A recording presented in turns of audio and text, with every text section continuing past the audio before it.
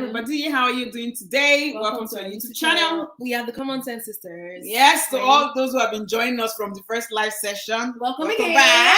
To those that join us for the first time, greetings to you. If you're watching this as a Playback. greetings to you. Remember to like, share, subscribe, all that good stuff. Yep. My name is Yo-Yo. My name, where you We didn't say that. I said we are the Common Sense Sisters. My name is Ella, your name is Yo-Yo. But we didn't say that. The first one. We didn't say it. The first. We're We're going to watch this thing after that. And if I say you will pay me $5 first, if what I'm saying is true. And since you did not call the currency now. $5 Canadian Cash. Yes. Okay. Every time when they say I want to know what I be. For those that don't know now. Just what common sense. Anyways, so for the second live video today, Yeah. it's going to be a very sensitive topic. Very, very. As you can see on the screen, Mm-hmm.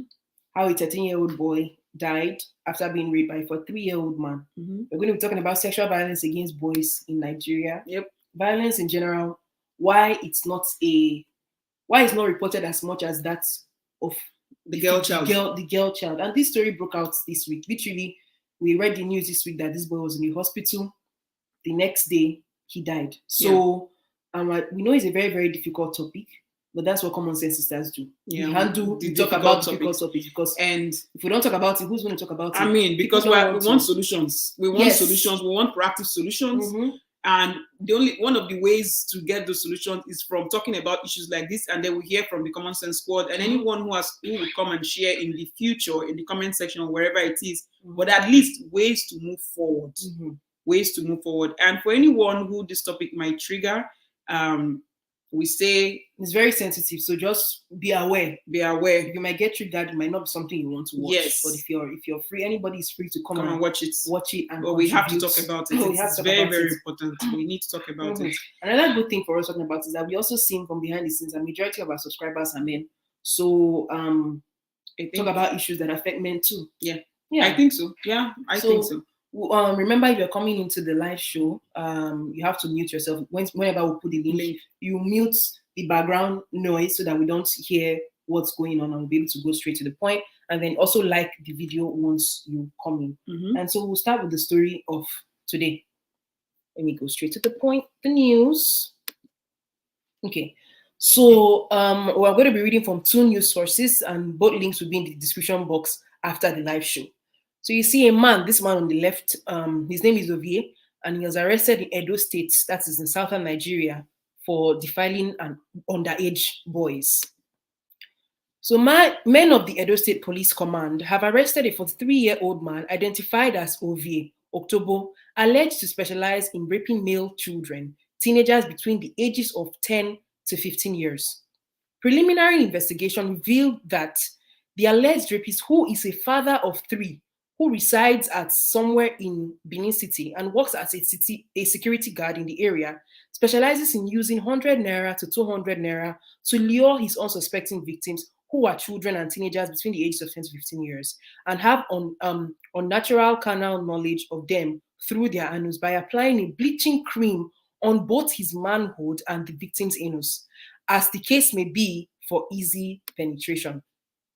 Luck ran out of him as one of his victims, a male, 13 years old, they withheld his name at that time when he was alive, fell ill with swollen feet, face, and pus all over his body. The 13-year-old boy was rushed to the UBTH hospital, where a medical report confirmed the boy had been repeatedly violated since November of 2021. The boy's ailment is believed to be caused by his violation, that is Ovie's violation. His liver and kidney is damaged. As a result, the medical examination revealed that the boy's liver and kidney is damaged as a result of certain chemical contained in the bleaching creams. Upon further inquiry by the victim's parents, he confessed that a certain man in the area forced his way and possibly had carnal knowledge of him. He said it was in that process that he applied the cream in his anus, and hence the reports to the police. On receipt of the information, the operatives of the command immediately swung into action, arrested Ovie, who is cooperating with the investigation. He confessed to have defiled 9 boys in the area. 6 have already been identified, and their parents also made a formal complaint to the Commissioner of Police, while 3 of the 9 boys are yet to be identified. Confirming this incident, the spokesperson of the State Police Command, Bello, says that the Commissioner of Police, while lamenting over the behavior of the suspects, reminded parents, guardians, and the society of a social responsibility of guiding, protecting, and teaching young children the way of life. He said society can only thrive when these children are protected from the menace of immoral criminal members of society. The suspect will soon be arraigned in court at the end of the investigation. Sadly, this was the first on February 23rd when they reported the news. Sadly, I think on February 24th, which was on Thursday, it was reported that the boy had died. So the boy's name is Jeffrey and he had died. And we have a video here from a news source. That link will also be in the comment section. But we're going to be playing you the video to see how the family of this boy has responded to his death and the whole situation at large.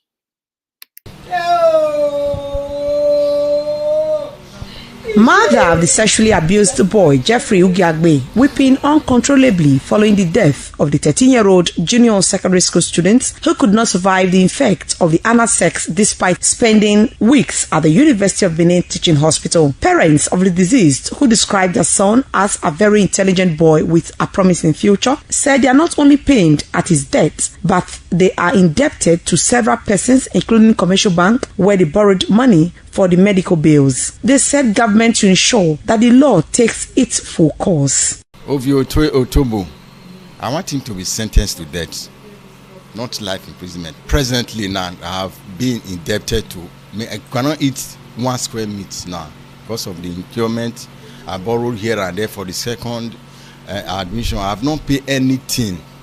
The money I'm owing is close to 3 million. My senior son, where is he borrow money from all his friends? Take the save Jeffrey. Doctor say we dey fit do one, make dey under manage. We try our best. Na my grandpikin, that is Jeffrey. They pay me for body. If for young material do for me now, man I help. Na help I want. They borrow money, debt for their neck, not be small one. The deceased, Jeffery Ugiagbe, has been deposited at the mortuary where it was guarded that men of the Edo State Police Command have carried out a search of the accused house. During the parade at the State Police Command, the accused, Mr. Ovie Otobo, said he had had anal sex with 9 underage male children. I slept with 9 boys. The boy, they my area now.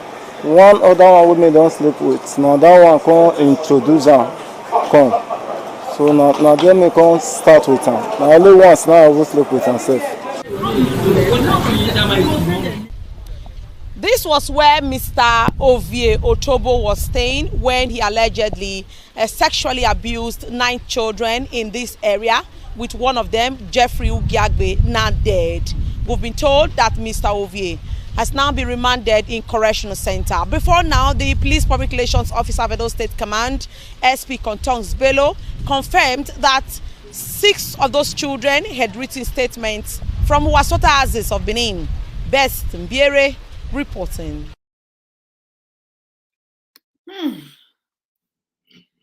This is a very, very sad story. When the story came out, we were battling with ourselves if we should talk about it. And I was telling my sister here that I don't know if I have the strength to talk about it. And Ella said, this is why we're on this platform. And we talk about how it affects the girl child. When stories like this come up, we've done stories like this. We've also done an intense story about sexual abuse. Is in our playlist. In Nigeria, and things to look out for and how it starts and all that. And my sister said, a lot of stories, most people don't talk about how it affects the men. The male child. The male child, to be specific, not just the men. The male child. People don't talk about it. And we started brainstorming and started thinking back, like, why? You know, could it be that these boys that are very innocent, the victims are still alive, and the one that is now dead, may he so rest in peace, could it be that they didn't what happened? What went wrong? Because the man who is a security guard has his own place. The OV has its own place. So could it be that when you have young boys going in and out of that house, nobody's asking, because he's living in a community, and we know that Nigerians are communal beings. Number one, very nosy people, and very nosy people.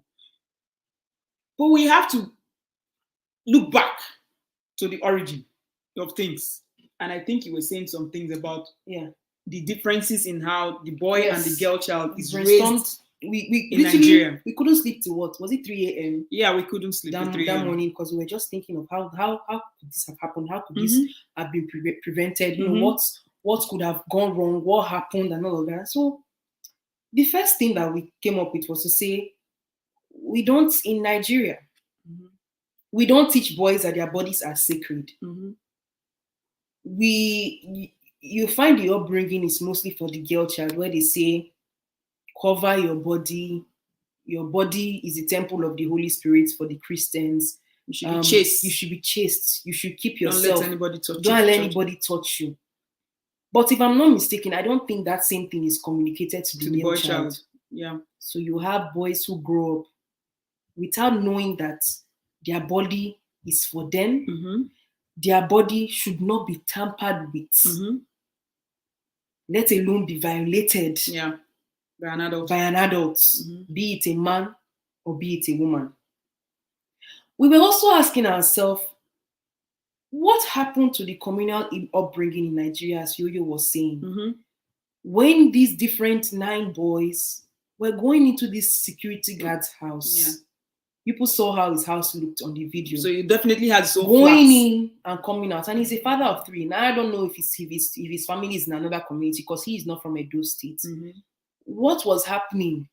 You even hear that he was giving them, some news outlets reported 500 naira and biscuits. The one where we read from reported 100 naira and 200 naira, luring them. After luring them, some of them will also go bring other people accomplices. And you can see how nonchalant the man was on the news, saying that now only once I just sleep with this one when I die. So, where as a community, where does a person reach where they think that they have the right not only to think of this evil act, but to actualize it and bring pain, now not only to a family, but to a whole community?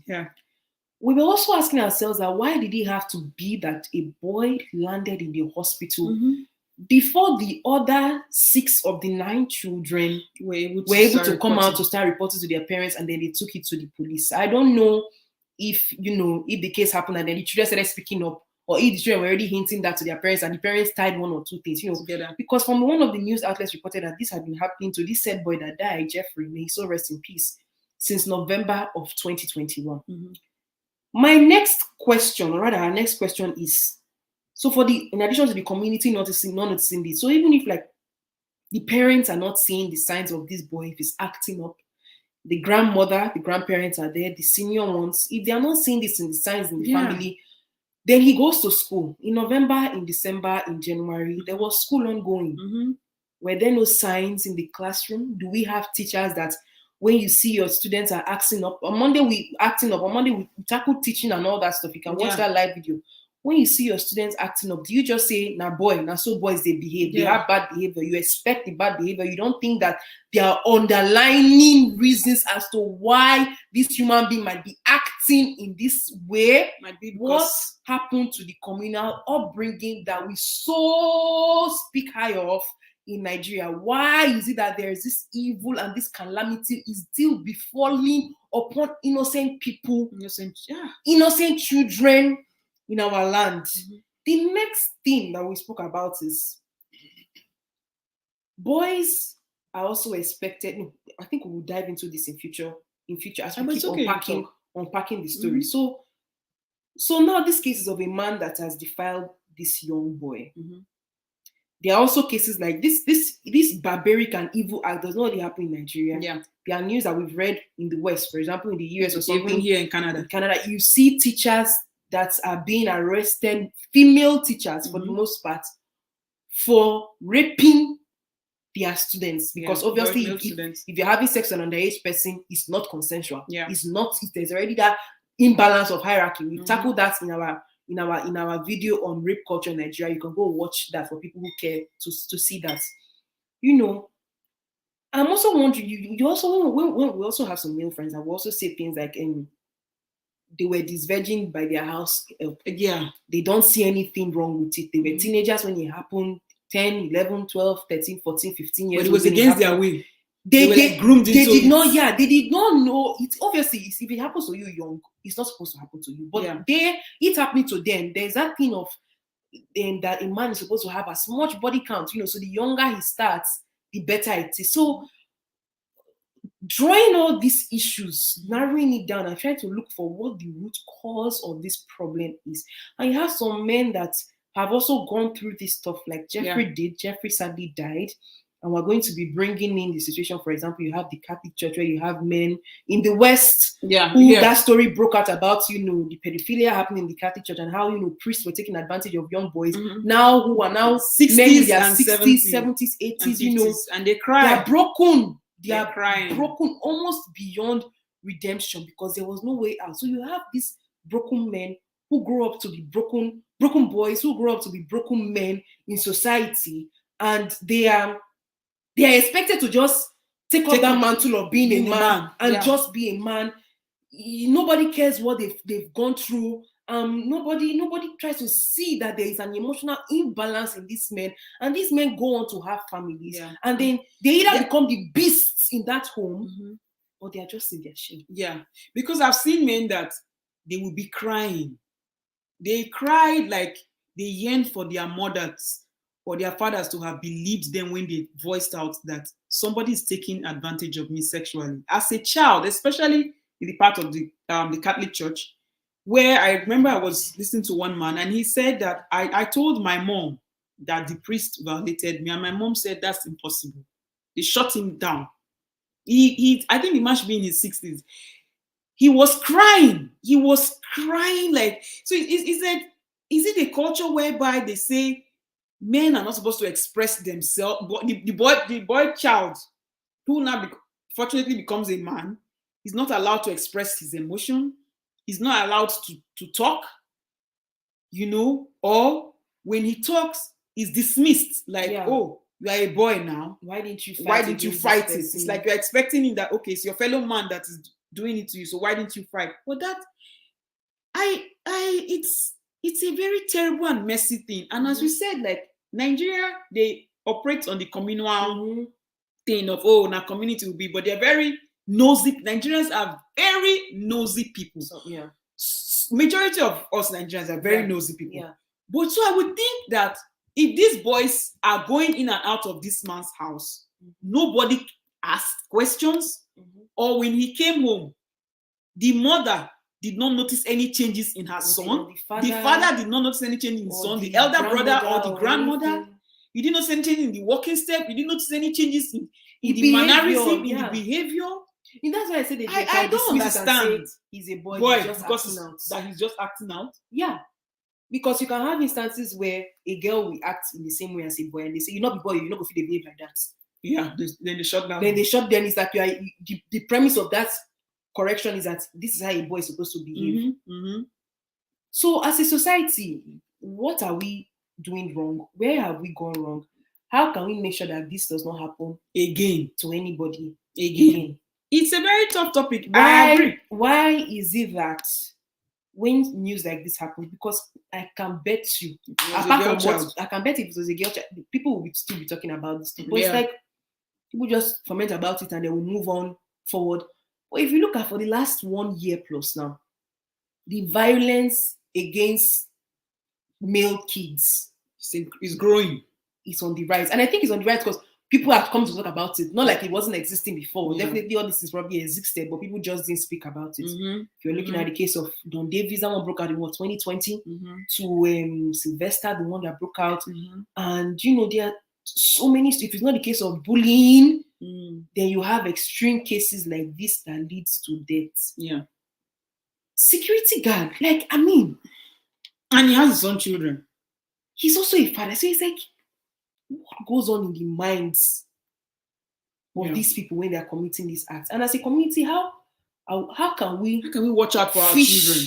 Fish out these people out. Weed them away. Yeah. Take them away and make sure that we're creating a safe space for children to grow. Because Nigerians also brag when some Nigerians want to shade people that are living abroad in terms of childcare.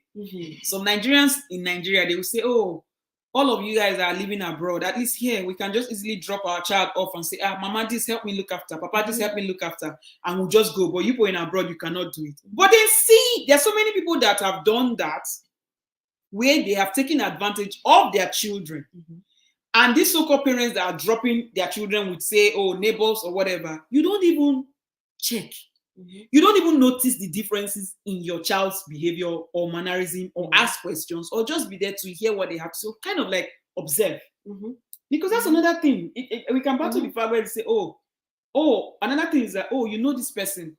Oh, now this gets man now. The boys, they always they go there. Yes. They give them biscuits, and they give them this. The funny part of this story, or not the funny part, the another angle of this story is that usually for people that face sexual violence and rape and whatever, it's usually for statistics in the West though. It's people that are close to them. But this man he's not a family member. No, it's not. He is not known. So this is one of the odd cases of this is a stranger who is luring kids with money and taking advantage of them. And then making them go and recruit. Yes. Because the perpetrator of this crime said that one of the boys even went and brought another boy.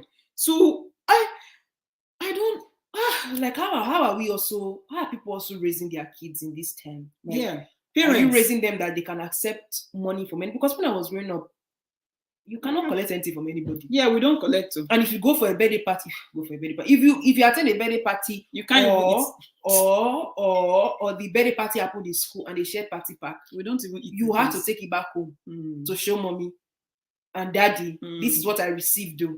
And parents want to know your friends. This is who gave it to me. So how are people just giving birth to children and not even monitoring those children? When I mean money, like instilling some values. If a change should occur in kids, if you have been fully in a human being, if you have been fully that, you will know. Yeah, it doesn't even you will know that something has happened. Yes. So how can something this evil happen since November of 2021, and it's until there's a death that we're beginning to talk about it? Yeah. Like I saying again, the way the boy child is socialized is very damaging to himself and to say that's exactly what we're saying. That's what we're addressing in this video. Why? Like we can see how much damage. Yes, we can come on this platform and we agree that women receive the end of the stick, that women face a lot of things in society, how it's brought up and whatever, but there are also some things that are to the detriment of men. You can say, the boy child is giving more free will when he's younger. But is he really having a free will? It's true, he's giving free will, but free will without guidance at a young age is very dangerous. It's because there will be times where they want to also ask questions as boy children, but they can't. I wonder if they cannot really ask and express themselves. Or if the society doesn't even pay attention to them and be like, okay, boy is asking this question. Of course, the society doesn't pay attention to it. This news is unpopular. It's proof the society doesn't pay attention to it. Because I don't know why a boy will die after being violated. And I don't think the government of Edo State has spoken about this. I've not heard it. Yeah, I've not even heard the government of Edo State say that. Hello, Eva. Welcome. Hi, Eva. Welcome. Welcome. Thank you for joining us. Thank you. I don't know if the government of Edo State has said anything because I've not heard. And this news came out since on Thursday. I think it's 24th or something. So it's really, really fresh news. And I don't know if they are saying something and then the news is blogs or whatever. I'm not just carrying it out there. But I don't know. I've not heard anything else. Why is there no outrage of our sons cannot be going through this? Yes. Somebody cannot just come into our community and do this to our sons and think they can go scot-free. Because the way you treat this criminal is very important for the other criminals to see. Exactly. And for the other ones to be afraid that, this thing, I have to stop it or anything. So I don't know. Because I said something about the changes, not church them go carry the poor child go. to cast out the Ovie spirits, not knowing an uncle or a neighbor is the demon. That's another very good point you Yes. have made. When children begin to act out and they say you are possessed, we Yeah. tackled this on witchcraft too last weekend. Yeah. Or was it on Monday as well? I think it was last weekend. last weekend. Mhm. When Mhm. children are acting out, we should You learn mistake to it ask for- them questions. Yeah. Not everything is demonic. Mhm. Yeah. Eh? Exactly. Toby said, no, that's the saddest part. No press conference, no public outcry, nothing. Really There's sad. Yes. nothing. Yes. It's like they sweep it under the carpet, like it doesn't take. It's also it's not happening to us now. So you know, Like let if it you don't be. talk about it, then it doesn't But I exist. believe that there are so many males or like boy Yes, child children that are going through this mess. In your house now, you are a parent, you are watching this thing. Something might be happening to your boy, but you are not looking. Some of you are looking, you are not listening. You don't want to hear them cry. You don't want to hear them cry. Sometimes your children will come back from school. Maybe a teacher is manhandling them sexually and all that. And you say, oh, you are coming back. Why is your face swollen? Why are you failing in this Why are you subject? failing? Why are you doing this? But you are not there. You are not listening You're not asking to them. the right questions and you're not listening to them. You're not listening to them. Your housemates, they are whining your sons in the house, and then you beat them because they are looking at porn as teenagers. But you are not asking the right. You're not listening. What's going on, my son? I'm here to listen to you. You're not observing also, because another thing is you have to observe. I don't know why there's this shame that happens to victims of all this crime. There's a huge shame. But if you are a parent, and the observation, I mean, this boy is just 13 years old. He's just a child. That's a baby now. Just a child. If I say parents don't always observe their children, parents know your children and know when they start acting strange. Facts. Exactly. Facts. Because it's very, very painful. Just before we even came on, okay. I know today we are targeting for the male child, and there's a specific reason why we're doing it, and that's why I'm very thankful most times that we have men on this platform that come to talk, because it's always nice to hear it from that gender's perspective. Before we came on this live, I stumbled on the news, fresh news that just came out today. A father in Abia State has been raping his child, his 9-year-old daughter. He's done it like 5 times. This man, we put some ointment on his manhood and so it's something, it's a very sick thing that is going on in our society. And there needs to be voices that need to talk about this thing, and people in the community have to be extra vigilant. When I was growing up, there's this people poking nose into people's businesses. I can't. As a child, I couldn't go. We live in flats now. I can't go to my neighbor's house now. I have to stay in the house. My mother will not agree to even drop me off. So when people even say, oh, they drop off their children and all that, most of those children, they've grown up to become adults and they are married and their fathers.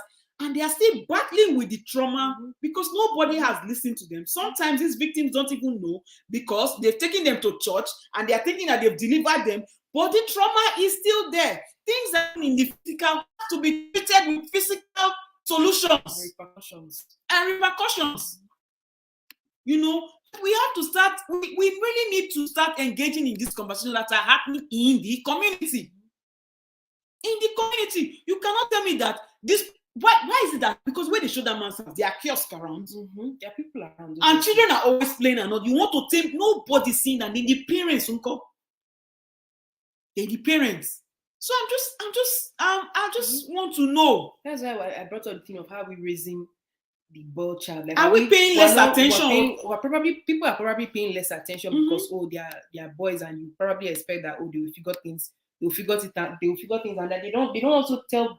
My own is that they don't tell boys that their body belongs to them. You know how they raise girls ought to be chaste. Nobody should touch you until you are married and all of that.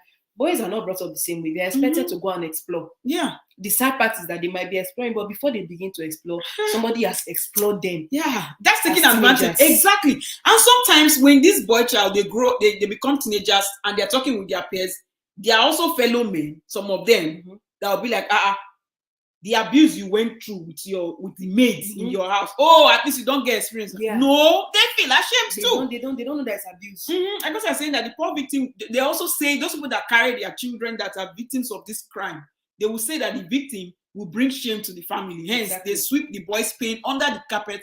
How come a victim of abuse and just bring shame to the family? That's another thing. That's another thing. Like I don't know. It's all part of the toxic culture. Obviously, we raise our men. Toxic culture will raise our men in, so they get traumatized for life. It is true. And when men are talking about their trauma or being me too, people also undermine their pains. Or the story. Or they're like, hey, man, why couldn't you fight? Yes. Fight back. You know, if we're talking about equality, all this is all part of equality. If a man is sharing his story or this tragedy has happened to this boy, he should be getting the same equal amount of support. Yeah, and compassion if it and empathy. If it happened to another gender. Now you have the family that is in debt of almost 3 million. 3 million naira. They have to battle with that one. They have to start bury. Grandmother has to bury grandson. Father and mother have to bury son. Elder siblings have to bury their siblings. So it's like, the more I feel like in society we think that some people think if we don't talk about it, then it doesn't exist. If it's not happening to me, then it's not my concern. It doesn't exist. And that's very painful. When these boys grow up, they will become men. For example, those 8 other boys that were violated too, God willing, they will grow up. They will become men. They will have the pain will continue. If they decide to get married to women and have kids, these broken people we have, it's going to be a cycle of destruction. So from the roots, there's already a problem because it was never addressed. Their trauma was not dealt with. You are saying this physical problem is spiritual. Yeah, how can it be spiritual? That's my problem with some people. Saying, how are we also raising the kids to see, like we were saying, how if we attend parties or parties are in class, we bring home the food, the gifts and everything. We do. So it's like, why can't the parents instill this type of training? So for example, these boys, if a stranger was giving them 100 naira, 200 naira, whatever, and they already had that home training of saying, not collect anything from strangers, so go your way. If I'm sending you, so you're going to play ball, go and go. Always tell me everything, but don't collect anything. If any stranger is giving you something, or if any stranger touch you here, or tell you, say, not tell me. Come and tell me. Because obviously, I don't know if parents are not doing that. Obviously, this wicked evil of a man would have been suppressing them and say, don't, if you tell anybody, I will do this to you. Yeah. But before even bringing the 100, that's what I'm saying. By bringing 100 naira and 200 naira, it's like you're paying them for the service. So you're paying them for the service. So I'm saying that if your parents had told you earlier, don't take anything from anybody. If anybody is giving you anything, come and tell me. If anybody is sending you whatever, tell me everything. You know, I have to tell them. You have to tell them as parents. You have to be hammering it, whether they are listening to you or not. You have to tell them when you're talking to them, when you're taking them to school, you're doing anything. You have to tell them. Tell them, my son, I love you. I will protect you. Anybody that is coming for you, let me know. Anybody that is touching your body, nobody has the right to have access to you. Another thing too is that we have to start calling the parts of the body what they are. Yes. If it's the penis, call it the penis. You have to your child, you must. You cannot be piggyback because they need to know. If they don't learn it from you, the world will teach them in a bad way. And they tell this thing, you know. I remember I used to go to primary school now. It's a free test. I'm telling mommy how my day was. Picking up from school. Everything from the beginning to the end of the day. Even now how we're talking about how I used to write letters to mommy. She used to write letters to me. That's another thing. House, in our primary school, I was in primary school. And I knew the upbringing of don't collect, even up to today. Yeah. Don't collect anything from anybody. In the same house where we are raised, in the same house, we write letters to our mother. This is before phone time. The room is close by you. It's only my mom said even when we had maids or like PAs or whatever living with us in the house. Jay, we're going to add you shortly, okay? Even when we had like maids living with us in the house, if my mother wakes up in the morning and she's going to the market and we are still sleeping, let's say we'll come back from school. Mommy will write, we have our phone, so who is coming to mommy will tell you who's coming to we're sleeping, or she will write everything in the letter. She will slip it on the table beside our beds. Or you wake up food to direct you, the food is here. This. I have the keys here. We're even as kids and even as adults. This is below 10 years Some of the letters we've written to our mother, even waiting in the same house, even if it's just mommy, I love you or whatever, is still in the boxes in the house. I still have some of the letters that she wrote to me. Yes. Even here in Canada, I took them with me. Yes. So it's like, how are we training the boy? Like there are different ways that people can communicate with. There are different ways that people can communicate with their kids. So What are we doing wrong? Let's see Welcome, what. Jay. Yeah, welcome Jay and Toby. and But Toby. before you put sent, let's see. Some people are writing things. Eva is saying, "This is how I was raped by my uncle when I was 11 years." Oh my goodness. I am very sorry, Eva. Absolutely sorry that you went through this. And the fact that you have the courage to type about it in the comment section, I thank you. We thank you. Eva said, "No one believed me. With all the bruises I had on my face, instead they called me a witch that was attacked in the night."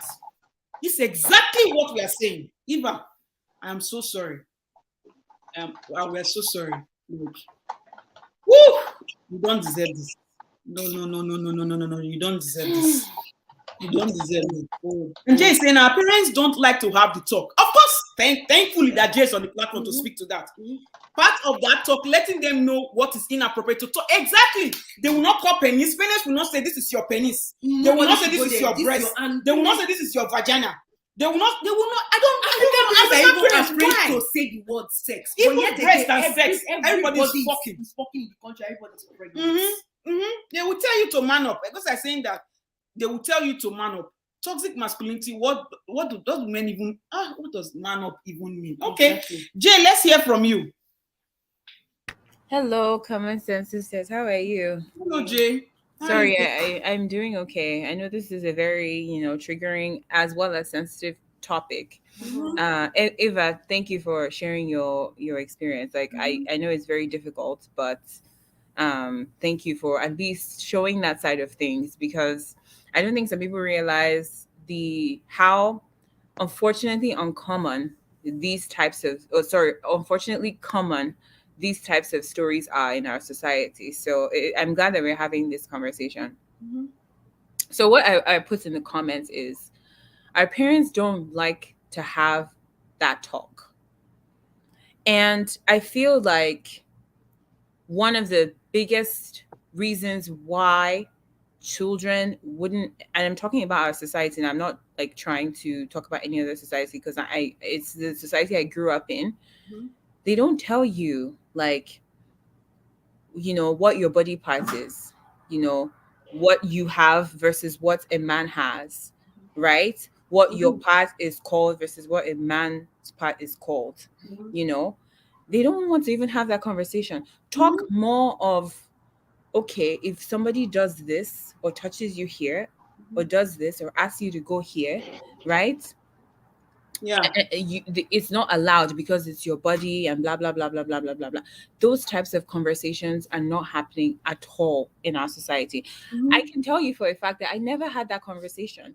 Not even like, I'm not even talking about the inappropriate side of it. I'm actually talking about the basic stuff. And I'm sure a lot of people that grew up in our society can attest to the fact that nobody had that talk with them. So whenever something like this happens, the children don't even feel empowered to talk or even have that conversation with their parents. Small children, 5, maybe even 7, 10, maybe, are like having maybe usual, like, oh, they think this girl is pretty or stuff like that. And the child just comes innocently and say, oh, I have a girlfriend. And the first thing, shut up. Yeah. What do you know about having a girlfriend? And it's like, you're already shutting them down. You're not even exploring to ask questions like, oh, so, who is this girl? Blah, blah, blah, blah. Why do you like her? And maybe that's even the best time to start having those talks about, feelings, consent, your body parts and stuff like that. Because if you don't have these conversations and you're shutting your kids down when they're even talking about these innocent, things that like crushes that they have fellow, classmates, which it happens, okay? Yeah, let's not pretend that why are children thinking about why are children thinking about love? Why are children thinking about what do they know? And it's like, guys, we live that. Let's just stop ignoring reality, okay? By the time you start shutting them down in innocent crushes or questions that they have about perhaps the opposite sex, right?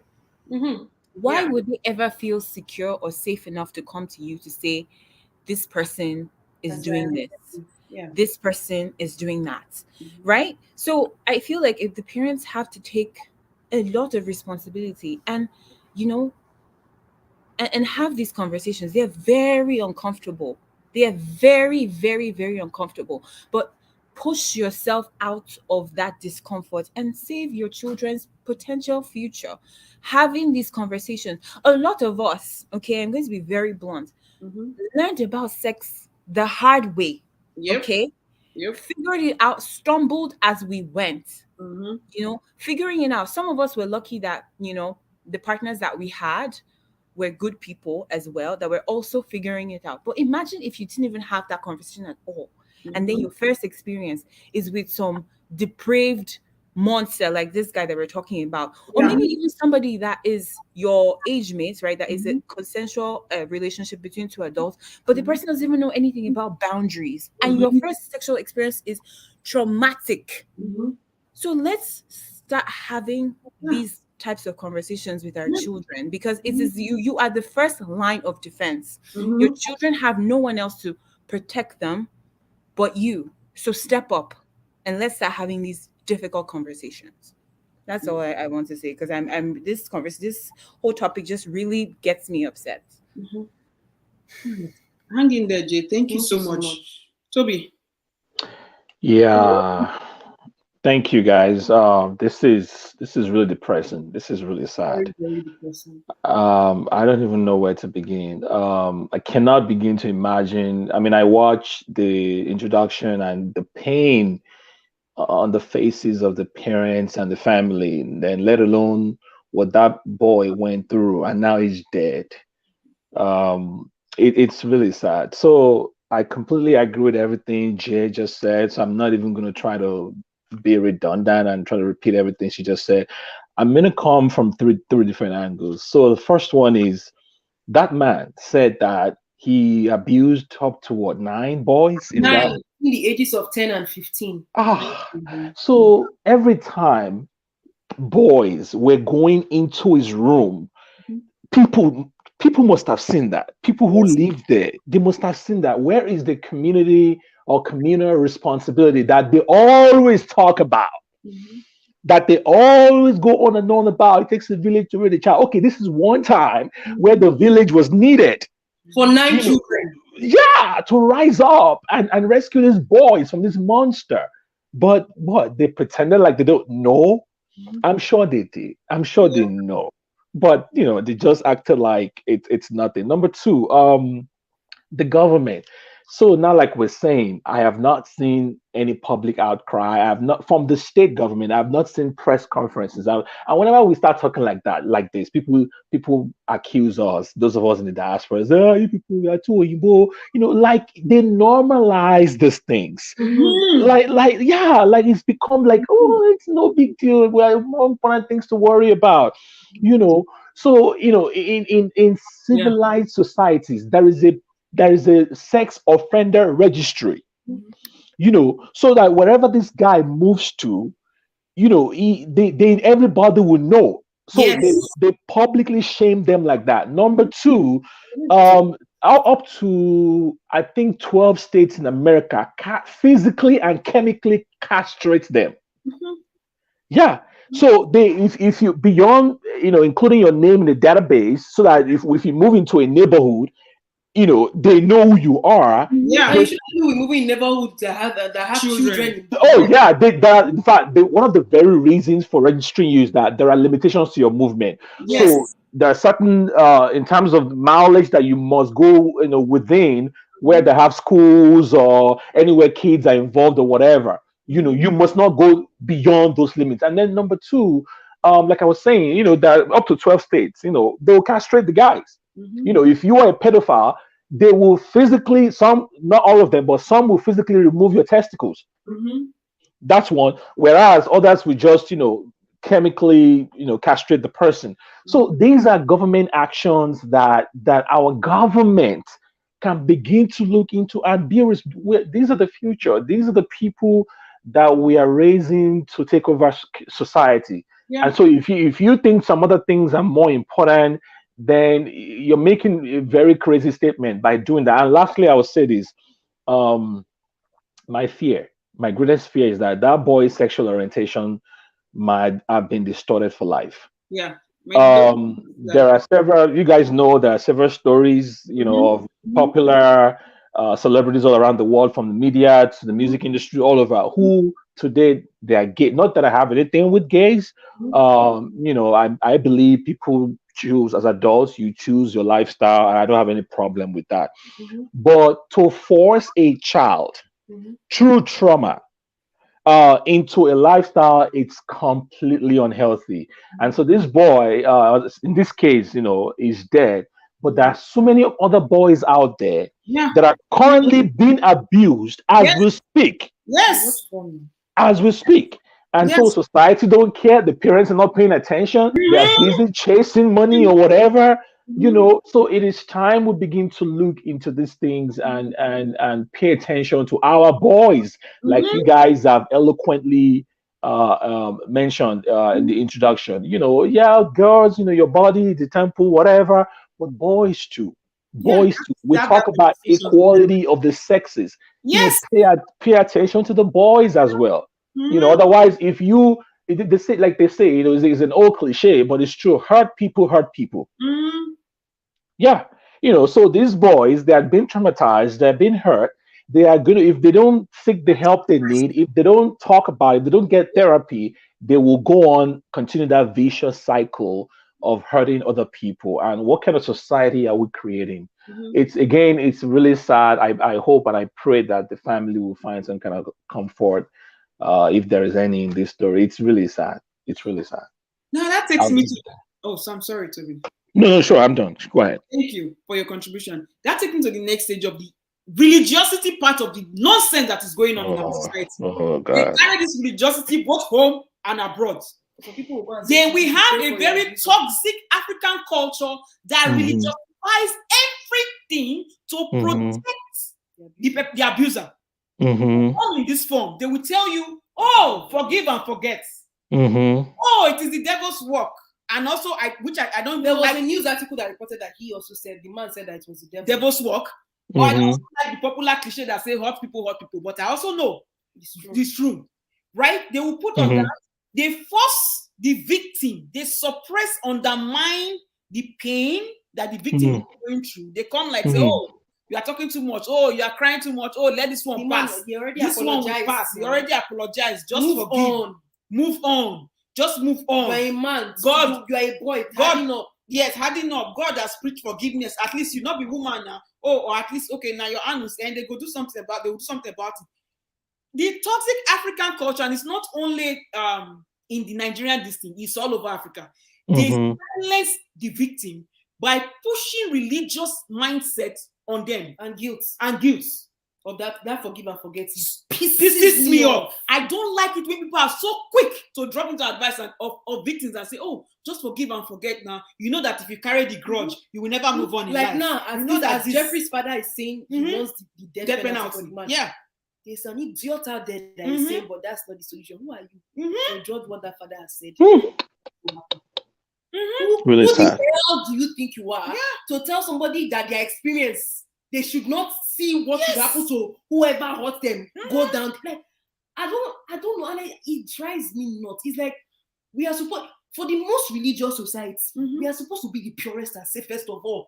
So why is it that this demonic act is occurring and there is no outcry? Like Agosa is saying that with all due respect to the family of the boy, we may have not even heard about the story if he didn't pass away. Yes. That's what I was saying. Why did he have to land in the hospital with a swollen body, with pulse, had to go through that pain before the remaining 8 children? Now, 6 of the 8 remaining children came out to come and speak. Why does he have to always be at the extreme before we try to find a solution? Now, nobody's even trying to find any solution. No. That's the end of that. No. That's the end of this news.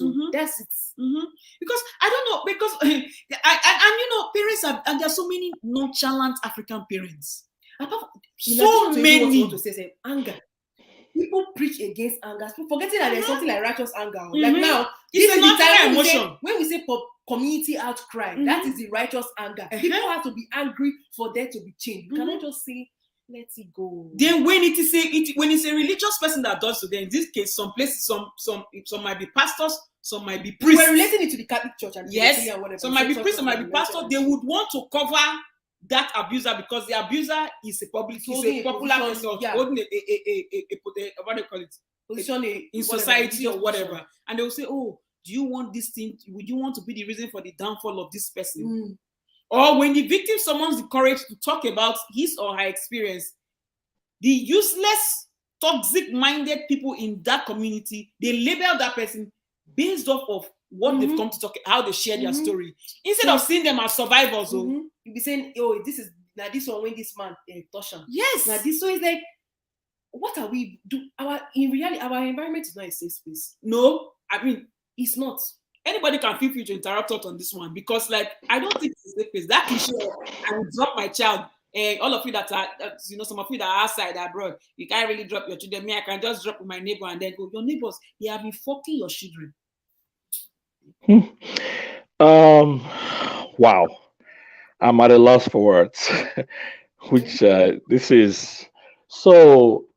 You guys brought up the religious angle, which unfortunately it doesn't matter what topic we talk about on this platform. It seems we cannot escape that. Because it's like our society is enshrined in blind religiosity.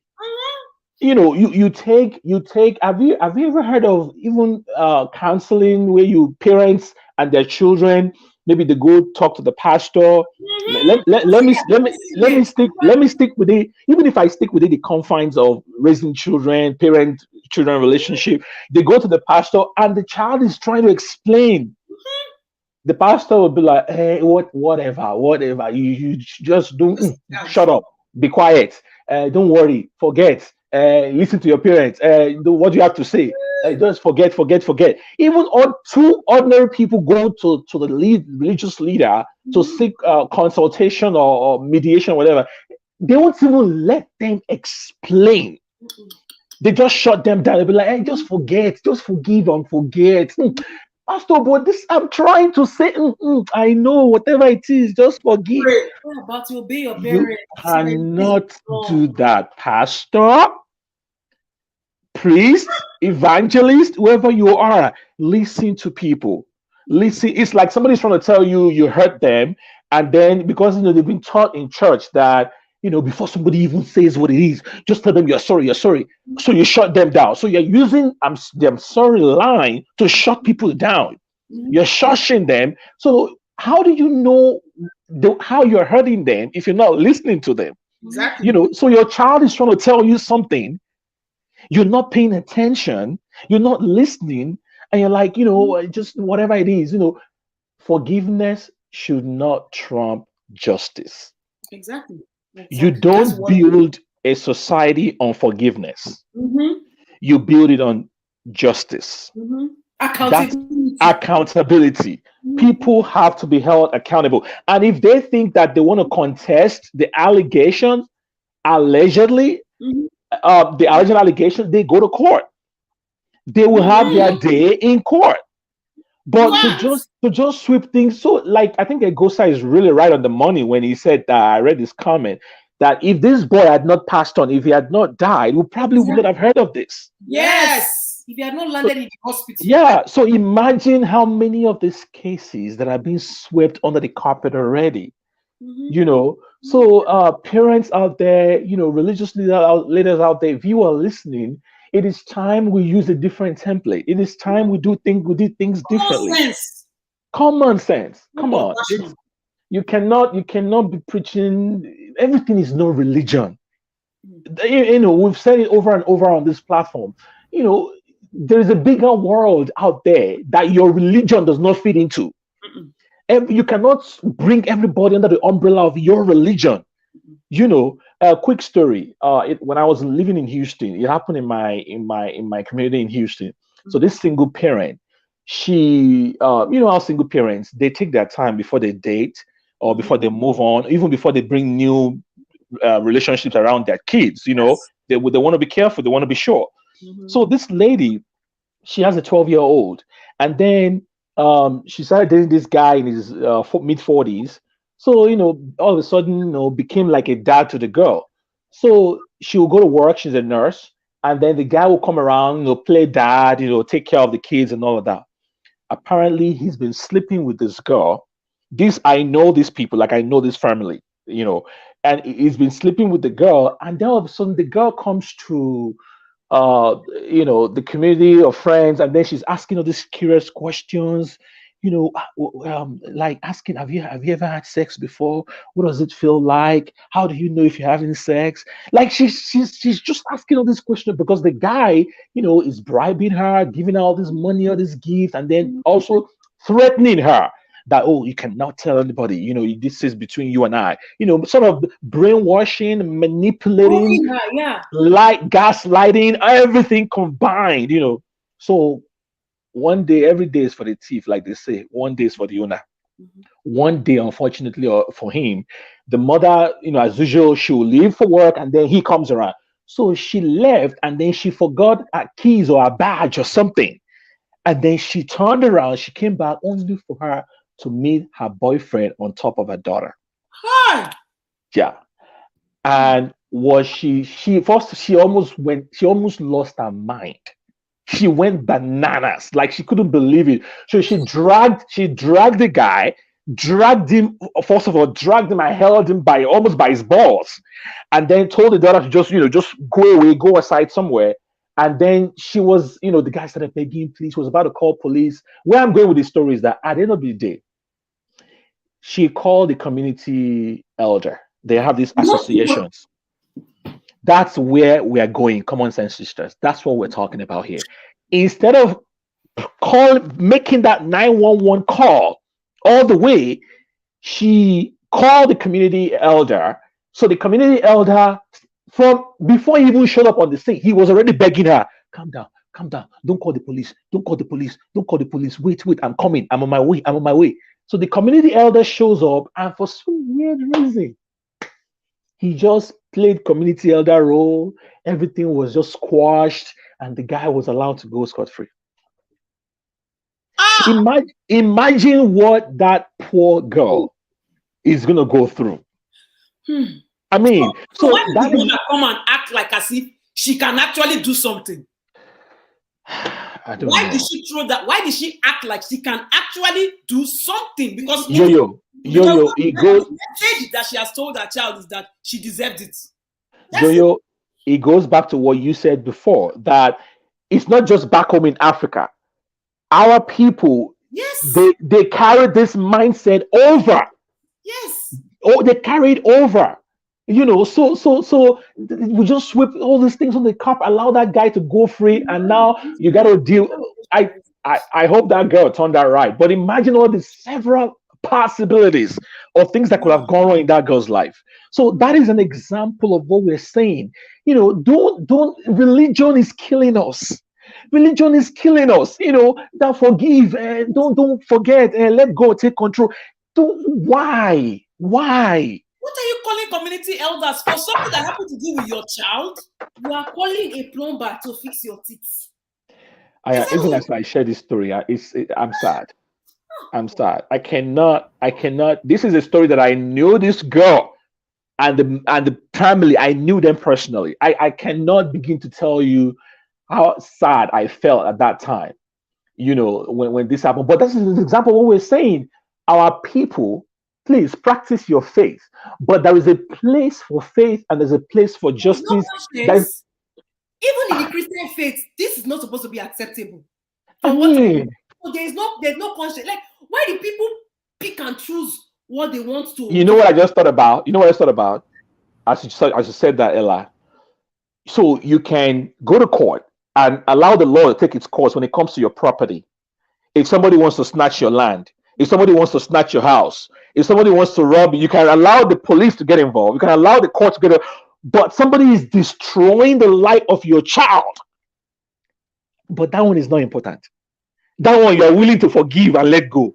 Can you see where our value systems are? Can you see how things are just messed up? Sorry, Jay, go ahead. So, two things that come into my mind as we're having this conversation is our community, and I think we've talked about this in another session, is we don't see children as human beings. It's like children are almost like second-class citizens. Like they actually don't, because they don't provide any value. Okay, because we don't think that they provide any value and they are dependent on, adults for survival. There's a culture that we have that children are just there to be seen and not heard. So they're I wouldn't even say first class, second classes. I would even say third class, Yeah. maybe even last class if there's any such thing. So that's why, when it comes to anything to do with children, and even like, young girls get assaulted by male teachers as well, and same with female teachers also assault male boys. But there is no huge outcry, and that is because we don't see our kids as, equal to us, and they are, right? And unfortunately, that also, and I'm trying to make a point here. Our society also doesn't see women as first class, as like equal. That's why right now in Nigeria, there's still that struggle to talk about sexual assault. When a woman comes out and says she was assaulted by somebody, there are people that don't even take it seriously. There are people that are trying to justify it. So then we take that another step down, and then we're talking about children. It's like, there's that culture of like, so like, and it's horrible. And then back to that conversation that you said about religion. We talked about this too a little bit last week, and I think the religion that we have as Black people was ingrained in us through fear. It wasn't done, and maybe some people have been able to reconcile and find what religion means to them, and they've maybe shed those toxic parts of religion from them, and maybe they found a religion that works for them. But honestly, our religion, the religion that was given to us as a society, is based on fear. Control. If you don't pay your tithes, your things will be tight. If you talk against your man of God, what do you fall down and die? Be touched on my If you don't obey your parents, you will not live long on earth. Exactly. So it's a religion that's passed down to us from generation to generation based on fear, that the ultimate above you, above your children, is God. And unfortunately, we in our society have equated God and our religious leaders, and they are one and the same. So if something ever happens to your kid and you're running and you're shouting, because it happens where the parent is like, I'm going to the police. I'm going to the police. And then your GO comes inside and says, we can settle this inside. Because you already have that perspective of like, this guy is the end all be all. He's the man of God, the sense of descent, as some people like to say. It's like, you don't, all of that, ginger that you had, unless you're very strong, evaporates, because you're like, I can't go against this person. I can't go against this person. I can't go. Exactly. I can't go against this society. I can't do this. So that's why, and even in the Black community, in the diaspora as well, people, they're covering these people. They're protecting them. There's this YouTube channel that I follow, and he does news on religious leaders in the States, and he almost every other week there's a Black pastor. Okay, sometimes it's one, depending, but it's very prevalent in our society, where a Black pastor has been arrested for child trafficking, has been arrested for, and it's just like, oh my God, right? And because we have that culture of fear, there is no, people are afraid to come out and hold these people accountable. So it's almost like we're, before things can change, one, we have to start treating our children like precious commodities. They're equal. They should be respected. They have a voice.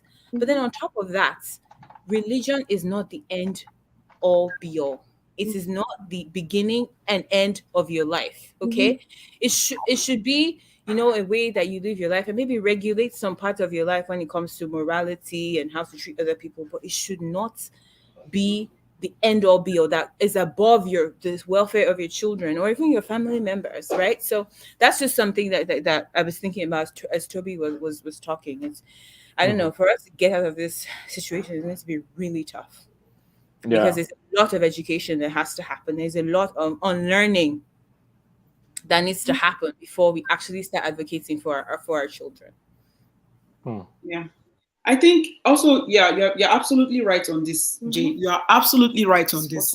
And spot on. And it's interesting that we're talking about this thing in our community, that's happening around our community, both here and in Africa, both in diaspora and in Africa.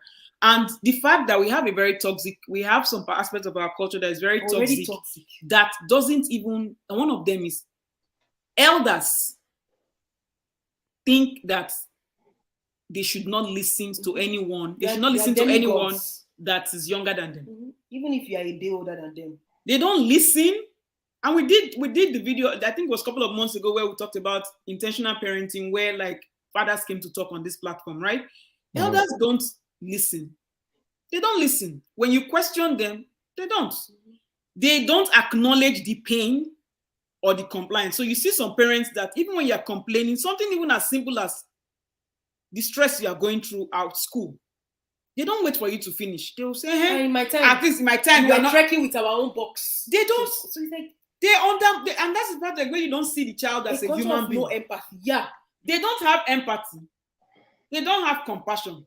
Heck, they lack a lot of common sense. Many of them, because if you don't have these two things, and I'm coming also for those that are very religiously inclined without common sense, that if you say you are following your scriptures, then you forget where your Jesus Christ said, if you want to enter the heaven, that all of you are forming principles of knowing where heaven is, you should be like the little ones.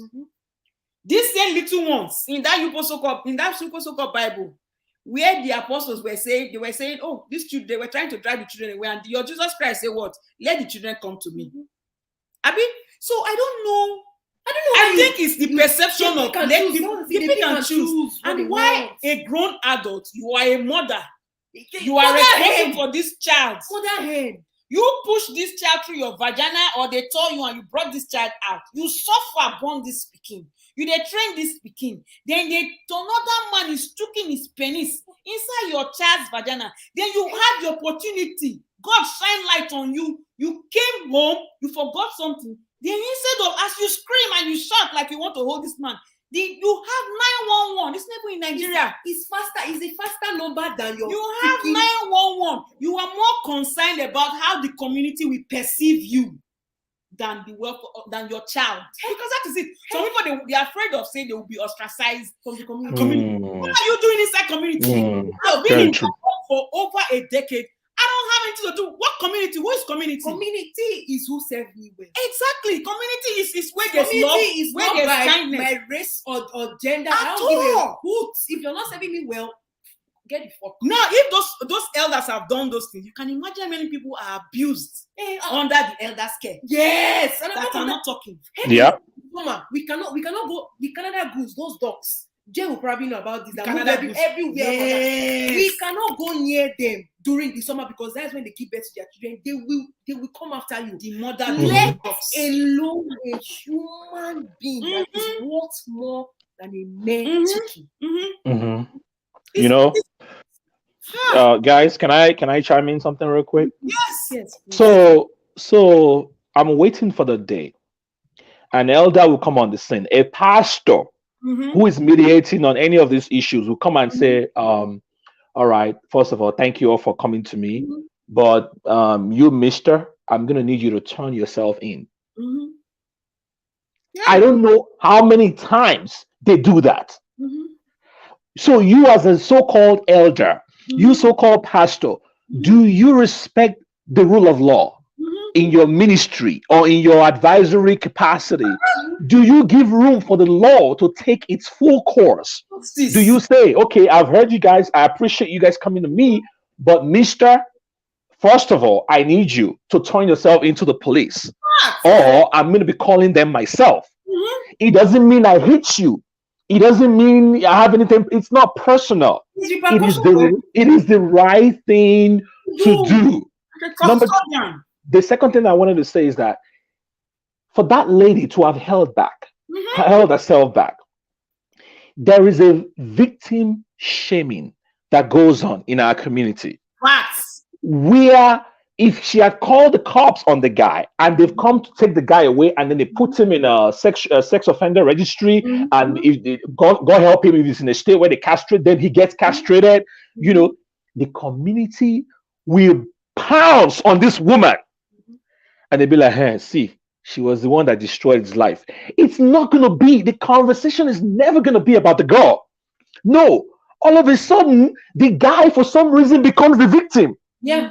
Yes, that's the thing. The silence, not the video. But my thing is to those people is that when you were coming abroad, did you come with community? I don't subscribe to all those community bullshit. When you were coming abroad, I don't. That's when you were even born. When you were born into the world, you were born by yourself. Now you are a parent. Your responsibility first is to protect the child. The state is coming for you. They're not coming for you. They're not coming for the community. When they come for you and they see that there's a link to the community, they will take the child away. And they will take that. So my thing is, when people are always afraid that the community was ostracized, who is community? Who gives a hoot what will people say? I don't understand. The sad part is that it is a high time we start prosecuting some of these so-called elders too. For aiding and abetting crime. Because if you knew, if there's a pattern of abuse going on under your nose, you knew about it, but you kept sweeping under the carpet. Which means you are culpable.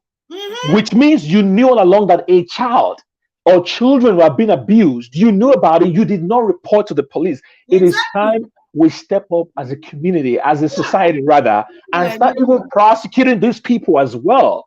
You know, for either directly or indirectly being involved in destroying lives of kids. So, you know, for religious people, please separate your faith from justice, from equity, from what is right for your children. I don't care if it's your boyfriend. I don't care if it's your spouse. I don't care, husband. If somebody abused your child, that is huge. Don't let any pastor tell you forgive. No, another thing is that in the sermons they preach in church, they don't give room for justice. They don't give room for the rule of law. They say, hey, look at you. If God can forgive you, who are you not to forgive anything? Why are you comparing somebody that was of a man? Don't even get me started. Holy Spirit with somebody that is a human being. I'm not God, so don't compare me to you, and I don't want to be compared to like all these sermons that make people just irresponsible. You think you're trying to make them better people, but you're actually destroying their lives by preaching sermons like that. You know, whatever it is, forgive. Whatever it is, if God can forgive you, pray for your enemies. Pray for your enemies and all this nonsense. Like you cannot build a society on that. You cannot. You have to. That's why our society is a mess. Yes. Because there is no rule of law. There is no rule of law, and I think that as a people, we have to do better. We have to begin to change the discourse from all this religious-based mindset to a mindset of common sense, to rule of law, to where things work, and people are held personally responsible for their actions. Exactly. And you see, like what Jay was saying earlier when she said that most parents, especially many African parents, they are oh my goodness, where they don't talk to their children about their body parts. So you see in your story when you were talking about the story, Toby, how the girl started asking questions. Yes. She did not know. Poor lady, poor girl, she did not know. So parents, African parents, to say sex and fuck, they will be doing as if they are committing sin. But sex and fucking is going on. Why call the breast. Call the vagina, or you call it toto is even the name of the toilet. Call the penis, or prick, or dick. Call it and say it like it is. So that this children we know. And when you were even a child, you wanted to know. It's not as if we know what I can't. Like, I become a mother tomorrow. There's no way I will not tell my children, because when I was a child, I was curious about these things. My mama, somebody taught you. Okay, look, check this out, Ella. When you were a kid, you say you don't want to even see male doctor. Yes, I said that. As a kid, Ella told my mother, we'll say it on another platform on this YouTube street, that I don't want to see male doctor for examination. Not be saying anything. Mama's okay. Ella, if that's what That's you want, okay, we'll that's come fine. back, we'll reschedule. We will schedule with a Reschedule. female doctor, and female doctor is all she was seeing throughout. Yes, so I don't understand how Parents, like African parents that do not understand consent. You don't understand. Your child will tell you, I don't want to sit on this person's lap. You say, oh, they were there when you were born. Now. I don't want to talk to this uncle. You say that they are rude. You carry your useless culture of no sympathy, no empathy, no common sense, no human feeling, because they are carrying the perception of how would people see them, as opposed to protecting your child. And then these children, they grow up, they act out. Some of them will go into drug because they're trying to fight the trauma. Some of them become very wild. They are. Some of them don't even make it. Yes, it's true. Some of them don't even make it. Some of them don't make it. Yes, long-lasting illnesses. We're not even talking about STD. Because STD is not only adults. If that man had AIDS, he's definitely going to. Some of them will get married, and they are having problem with their husband. They will not agree to engage in some kind of sexual activities with their spouses. We've heard this on, I think. Yes, one woman even opened up to her husband. Her husband said that she's lying. She's just pretending because she doesn't want to have sex. She opened up. Yeah, no empathy, guys.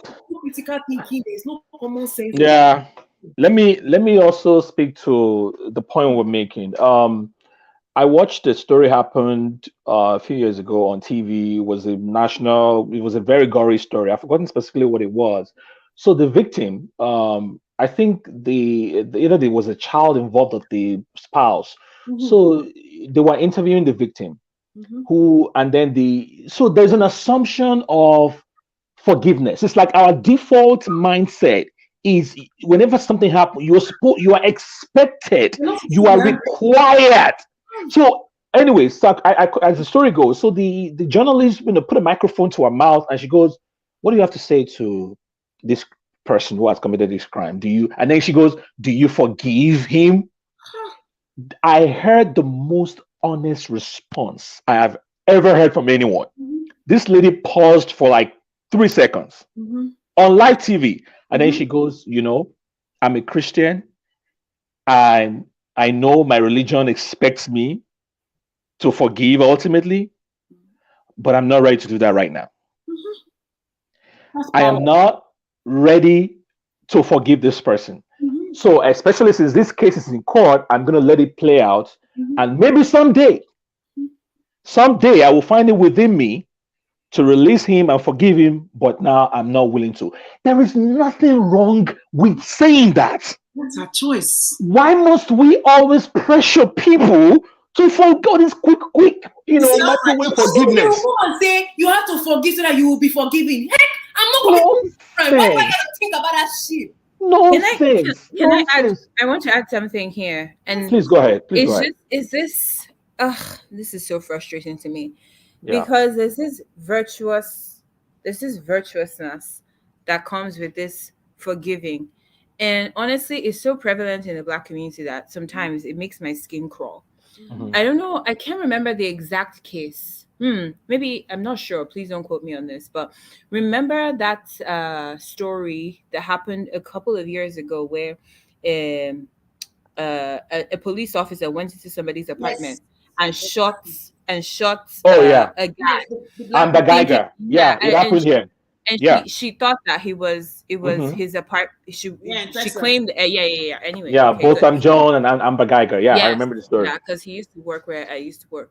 And I remember watching the day that they were doing the victim impact statement, and one of whether his friend or his brother said that he has forgiven him. And I remember saying, okay, you know what? That's fine, it's not my place to say forgive or don't forgive, but there's this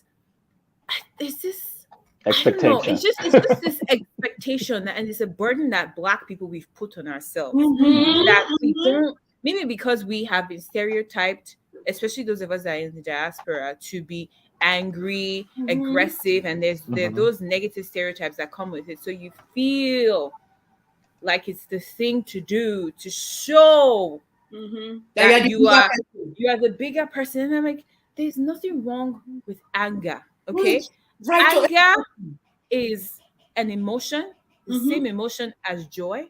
Okay, it's the same emotion as sadness. They're all expressions of different emotions. Depends on how you use it. There's nothing wrong with being angry. There's nothing wrong with you feeling like the person that has destroyed your life also needs to be destroyed. And it's part of this whole nonsense religion thing. I'm sorry, Yeah. I don't No, subscribe. Jay, you know what's even sad about? It's funny you should bring that up. It's funny you should bring that up, Jay. You know what's even more sad for all of us? What really made our skin crawl on that story? The judge, Tammy Kemp, who happened to be a black woman. After reading out the sentence, she stepped down from her bench. She went and hugged. She gave her a hug and a Bible. Can you imagine? What the heck? Deliberate on that. That's so I don't know. We just need to, and you know It's what? sad. Like I just feel like sad. there's just a lot of work that needs to be done about just emotional intelligence, you know, and just how to. There's nothing. I feel maybe we think that anger or wanting somebody to get what they deserve, it makes you makes you what they say in the Old Testament. Yeah, I feel like a lot of people make them feel like whenever they tap into that emotion, it makes them less than in society. Exactly. Like it makes them feel like they are maybe a little bit childish, right? Or they're not mature, because we also place a huge emphasis on maturity and in our society. And it's like, let kids be kids. Let people that are immature be immature. They will mature eventually. But we place a huge emphasis on maturity, being seen as, all these things. And it's putting extra pressure that we're taking away that human element, that anger, okay, and wanting somebody to serve their justice. It should be warranted. And religion doesn't help, because they're always like, Jesus said, when somebody slaps you on one cheek, turn the other cheek. And I'm just like, but it's bro. It's not. They did not say that. He not said turn the other cheek to be slapped. Yo, turn the other cheek can mean many things. But I have something to say. No, I was saying that Jesus did not mean that the person that slapped you goes scot-free. He did not. So if you want to another thing is, I want to talk about fathers, African fathers, and thankfully, Toby, you're on the platform as a man. Potentially, father. African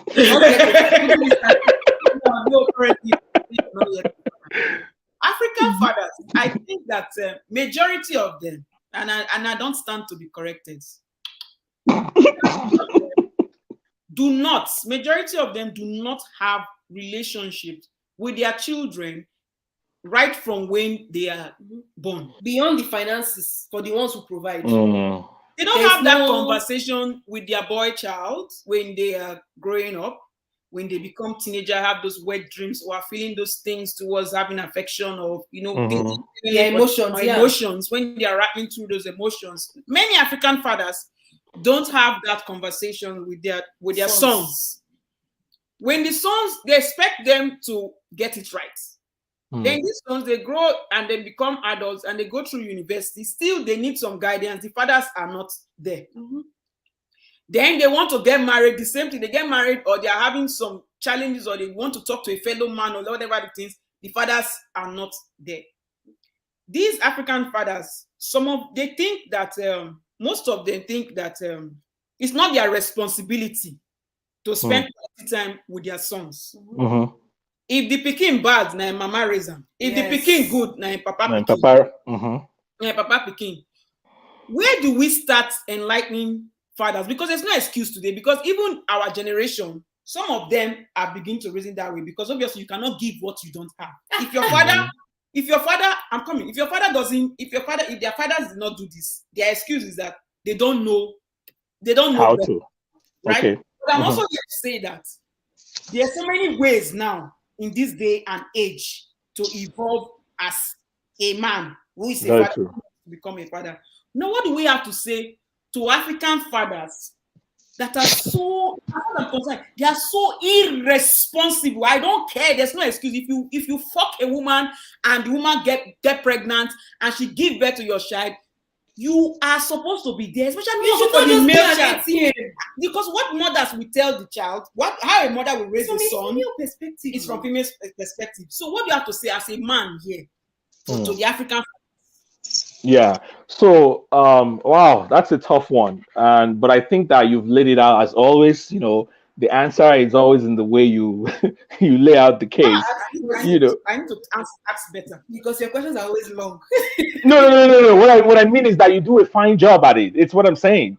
Because it's almost self-explanatory the way you lay it out. And I'm saying so. My take is that look, yeah, you are not raised that way. It's not something you are used to. Start from somewhere. If you are a father, if you are a daddy, wherever you are, if you are listening to this show, start from somewhere. Have time, call your kid, your boy child, your girl child. Be like, you know what? Hey, we're gonna go out today. We're gonna go spend time. We're gonna go to the park. When you are building churches everywhere and there are no parks. Common sense is that today, Abizoro, I'm gonna be swiping my swords. I'm sorry. Well, people should not be. These are not about Nigerians. We apologize to you. This guy is not for apology. It's not our fault. So, no, listen. Every piece of property, every piece of land, the next thing you see is church. We're not building libraries. We're not building parks. The most of the ghetto in civilized societies, they get library. Where if you don't want to do drugs, you can go in there and read books. They get parks. Why must every piece of landed property be converted into church buildings? Why? For a society to function, everywhere cannot be full of churches. It's not done anywhere in the world. It's not done. Create parks, theme parks, amusement parks, places for parents to go hang with their kids. It's part of the psyche, the psychological build-up of a child. That's number one. Number two, where we go to get where we get to get informed, public for the public to get knowledge or whatever, like our churches or our mosques. Please stop speaking Hebrew and Greek.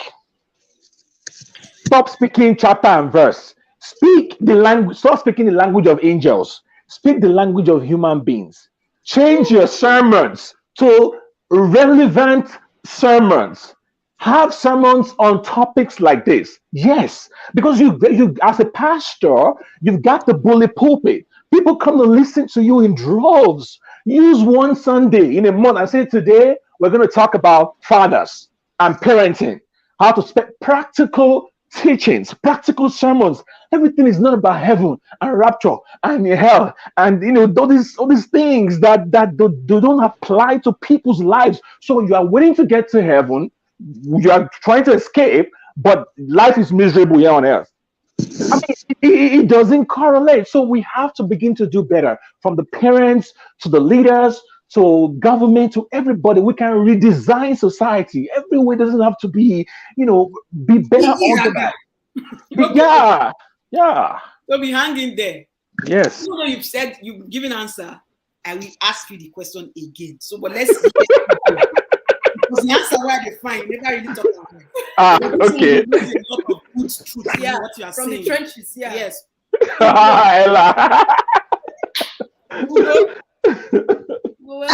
commonsensesisters. How you guys doing? Hey, I'm fine. Man, this topic, it feels like you guys were listening to me and my husband yesterday. Away. I'm telling you, we're talking about. Of us will not sleep at the same time because at 3 a.m. we're battling with ourselves. Oh, I told him that, look, if anybody messes, I didn't start this show from the beginning, but from what I've heard so far is about touching kids and all. Right? Yes, and then focusing on then the male child, how like this boy, he was. I can summarize it quickly for you, okay? So there's a man in a community in Benin City that has been raping boys, molesting them.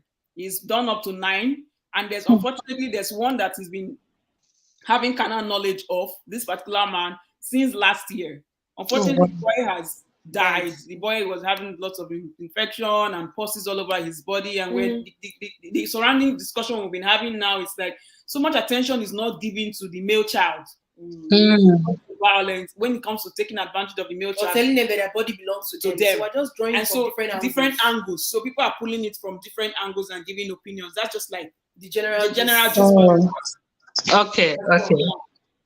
Generally, my husband and I were talking. We're like, look, if anybody messes with our kids, we will do the needful physically, and face the consequences later. If it means going to jail for that, I will do that. But do not mess with my kids. I don't care who you are. I do.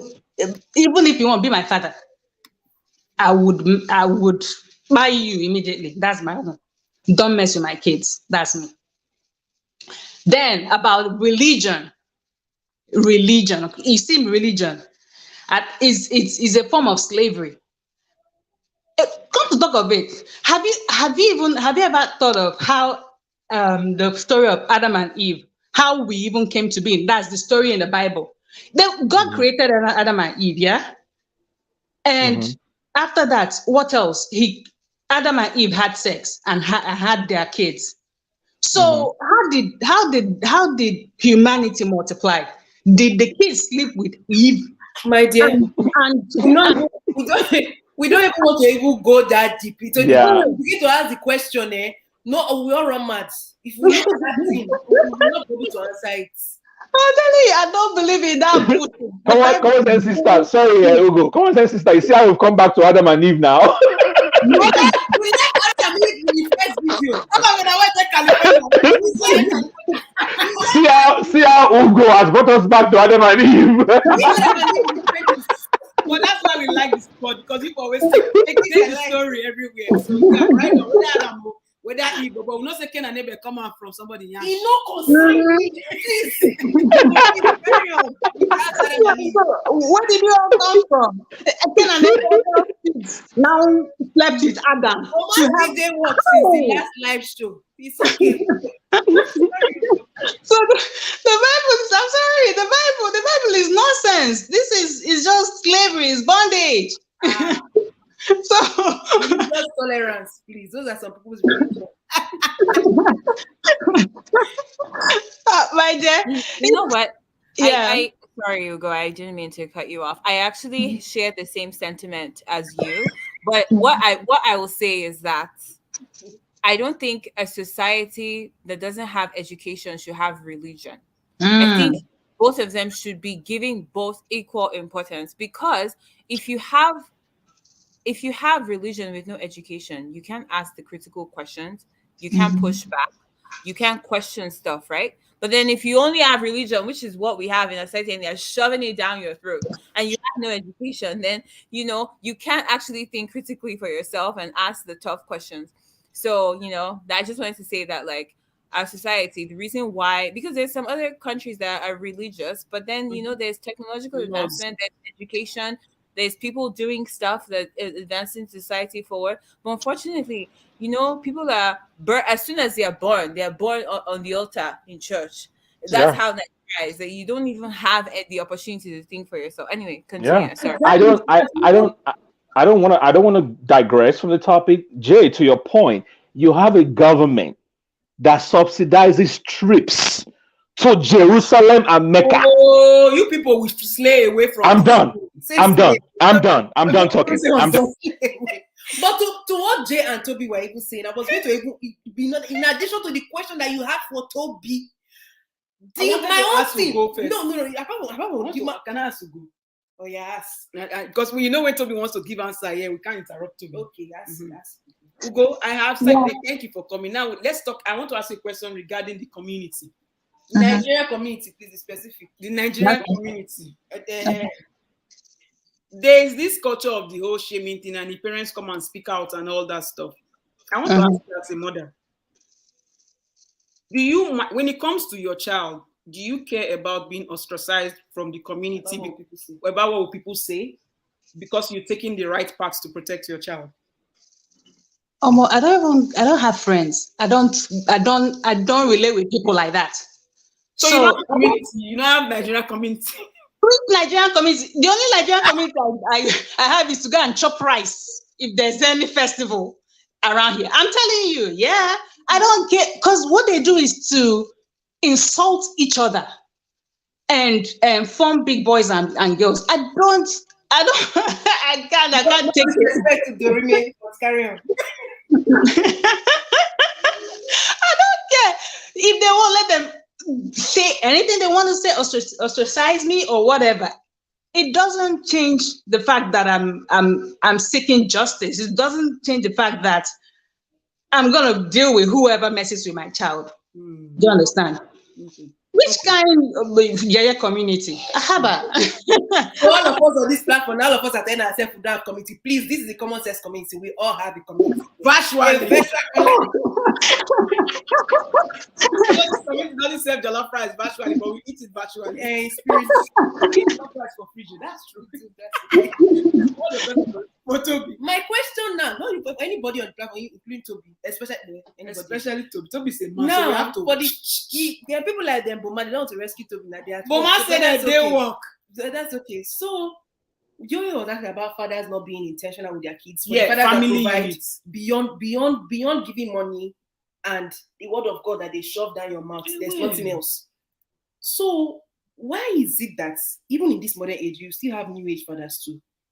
That perhaps they knew that they deserved more from their fathers, They wanted more. Maybe, for example, they wanted to know about their culture, how to speak their language. But whenever they go to their parents to ask any question, it could be about the topic we're talking about today, which is along the lines of sex or having feelings or anything. It's always, the word of God does not say this. The Bible does not say this. So it's like, I don't even know if this is a question, this is a statement. But you have Toby now. Toby go take the answer on that level. Who did this to us when we think that this religion that was given to Africa, according to crypto magic will say based on fear because of slavery, of which everything is true. Why is it that now that we're even realizing, we're now seeing, all these things are wrong, but still there's some people that no matter how much you talk, it will just enter here and they are the custodians of the scripture. Now, it's very, so that's the question that you have, because it's for me as a child, not as a child, Jesus, as an adult, it's very strange to me because we are raised in a family where my father tells us story. We ask for story, we ask for gist, So it's. I think it was when we started living by ourselves, we started seeing that some people's fathers don't do that. Or they always refer them to the Bible for something. But because if I ask my father a question, or if he comes back from work, no matter how late, he's coming to the room, whether we're sleeping or not, he has gist, he just wants to gist. Or we ask him about fathers like this. But why are some fathers not doing that, not engaging in conversations with their children? Even their boy child, they will not, sometimes can't you, when you go and fix your car with your son, can't you, why do we have to wait for us for the community of the church? Hierarchy. For there to be a church program before they use common sense. Because nobody taught the man how to fuck his wife to have a child. So why can't he use common sense to engage in those conversations on just father-son relationship to be why? Yeah. Why is it hard for men? Why is it hard for men? I mean, again, it's look, I'm just gonna say it as I know it. If there is you guys, I would like to also get your take as well. But to be honest, it's hard. It's when you are stuck in a cycle, and you've done something for so long. Do you know that a lot of Christians, when COVID came and they shut down churches, a lot of them were confused. You saw how, because they did not understand life outside of churches. They didn't understand. Wait, who am I again without church? They were lost and confused. And then you see the pastors, they started fighting the government. They're like, how dare you shut down the church? The Bible says, the Bible says. And you start fighting the government, you start waging war and all of that. Come on, why is the Bible the constitution of our country? Why? So you can quote chapter and verses, but you don't know your rights. So you can quote chapter and verses, but you don't know anything else. And you pride yourself as a parent. You don't read other books about how to raise children. how to be a better father, how to be a better husband, a better spouse, a better boyfriend, or whatever. I don't care what your status is. You're not reading other books. All you're reading is what Moses said before they had toilets. Don't even get me started with Paul. That's how you are reading. When they used to do short puts, there was no water closet, water system, but that they had back then. That's agrarian society. That's what you are putting. You are trying to feed us into some olden days lifestyle. But, I remember the stories our grandparents used to tell us, and I parallel those stories to these stories in the Bible. They're the same. They're the same. So you can quote, the book. If you read Psalms, it's all about stories of people who have lived life, and either as a parent, my son, give attention to my words, incline your ears to my saying, for their life to those who find them and hell to their flesh. The same thing our parents tell us every day.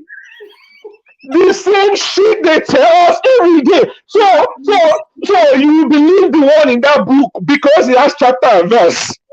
But the one your mother and father they tell you, which essentially is the same shit, you're not willing to listen to that. Really? You see how we're lost. We are so lost. Everything has to come back to that book. Is it in the Bible? In the book of? They cannot even answer questions that in the book of, as a child of God, the word of God says it's not the word of God. It's either Paul or Peter or Job. And do you know what irks me the most? We're so arrogant. We tell people, no, you will not make this one. You will not make heaven. That one you go to hell. This one, you make heaven. Yeah, I can assure you that you go to heaven. Who are you to give people passport to heaven? like who is giving the visa? You? Do you? So this religion thing has really messed us up. I'm back to the topic we're discussing. As a parent, please, there are a lot of great authors, philosophers, psychologists. Noam Chomsky is one of them that I read so much, and because he has written so much about child psychology. He's one of the foremost psychologists in America. I think he's still alive. Those are books you can read on the developmental stages in children, how adults get stuck later in life because of unresolved issues when they were kids. These are things you can read about. These are things you can learn. Everything is not chapter and verse. What Matthew said, what Moses said, what Philip said. No, everything shouldn't have to revolve around the Bible. The Bible is just one book. And let me just end with this. I said this one time. I think I typed it out when the day we were discussing the same topic before. Everything in the Bible is not about God, and everything about God is not in the Bible. What? Do not just go around memorizing, chapter and verse. As a Christian, your place is to find the God in the Bible, because some things don't make sense in that book. They don't. So if you just want to swallow everything hook, line, and sinker, you will get lost. Please, parents, spend time with your children. Give them, on a funny note, and I promise I'll end with this. Recently, I was talking to my dad, and and he told me he loved me. Yeah, you're laughing. How did Toby is laughing? How does that make you feel? You already know where I'm going with this story, right? I don't know. Take us on the train, please. I was shocked. Oh my God. I was so shocked that so I had to call my siblings. We have a WhatsApp group. I say, guys, is everything okay with that? Like, can you see how we've been so bastardized in our minds that my own father, even though he's kind of older, is now telling me he loves me, and I don't know what to do with that. You didn't tell him that you love him back? No, okay, sir. Okay, sir.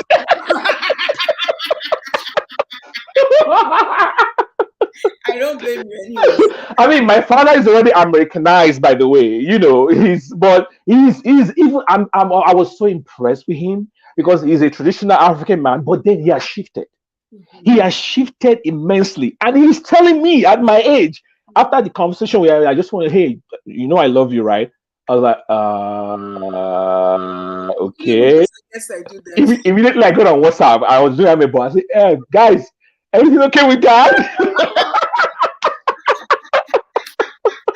I hope nobody's dying. All right, guys, I'll leave it there for now. So Oluremi is saying that as a widow, I talk to my children that nobody have the right to touch their private parts. They shouldn't be afraid to tell me anything. You're Good doing a one, great job. Oluremi. Good, great job, man. Great job. Yes, fathers telling their sons that they love you, but start saying it. Yeah. I don't know why father. It's not just fathers. It's mothers as well. They will say thank you. I don't think I never heard it until I moved here. And then I believe I actually called my parents out on it when I was dealing with some stuff. Okay. And I was like, I haven't heard you say the words. And they'll say, oh, but we love you. We sent you to school. We did this, we did that. And I'm like, no, it's different when you actually open your mouth and say it. Yeah. And now they say it, and I just don't know what to do with that. Like, when you wanted something to hear something for so long, and then you finally hear it, and you're like, did I really want this? Like, what do I do with this? With this? Not awkward, yeah. Exactly. I know, right? It's like a struggle. But I wanted to say something actually about parents and how, like, sometimes even those of us that experienced, I don't even want to say toxic parenting, but experienced problematic parenting, in the back of our minds, you're like, I'm never, ever, ever, ever going to raise my kids the way I was raised. And you make it a point. But the thing is, right, when you are raised a certain way, there's some things that you have unconsciously picked up that you will unknowingly pass to your children or pass when you become a parent. So I'm very open and very honest about, like, that was one of the main reasons that pushed me into getting therapy. Because I started seeing patterns that my parents had, especially my mom. And I started seeing it play out in some aspects of my life. Now I don't have kids right now. But I started seeing it, and it really scared me. Like, I was like, oh my goodness. Like, after everything that I've said and everything that I've done to make sure that I'm open-minded, right?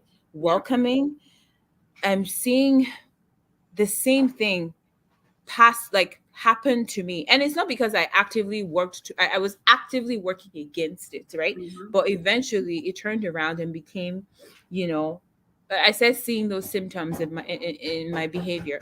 So I was like, before I bring a child into this world, I want to make sure that I'm an emotional, stable and capable state before I bring one kid. So I remember my first session with my therapist. She's like, so what do you want to get out of, this whole process? And I'm like, I just want to be a better parent, So this is what I meant to say.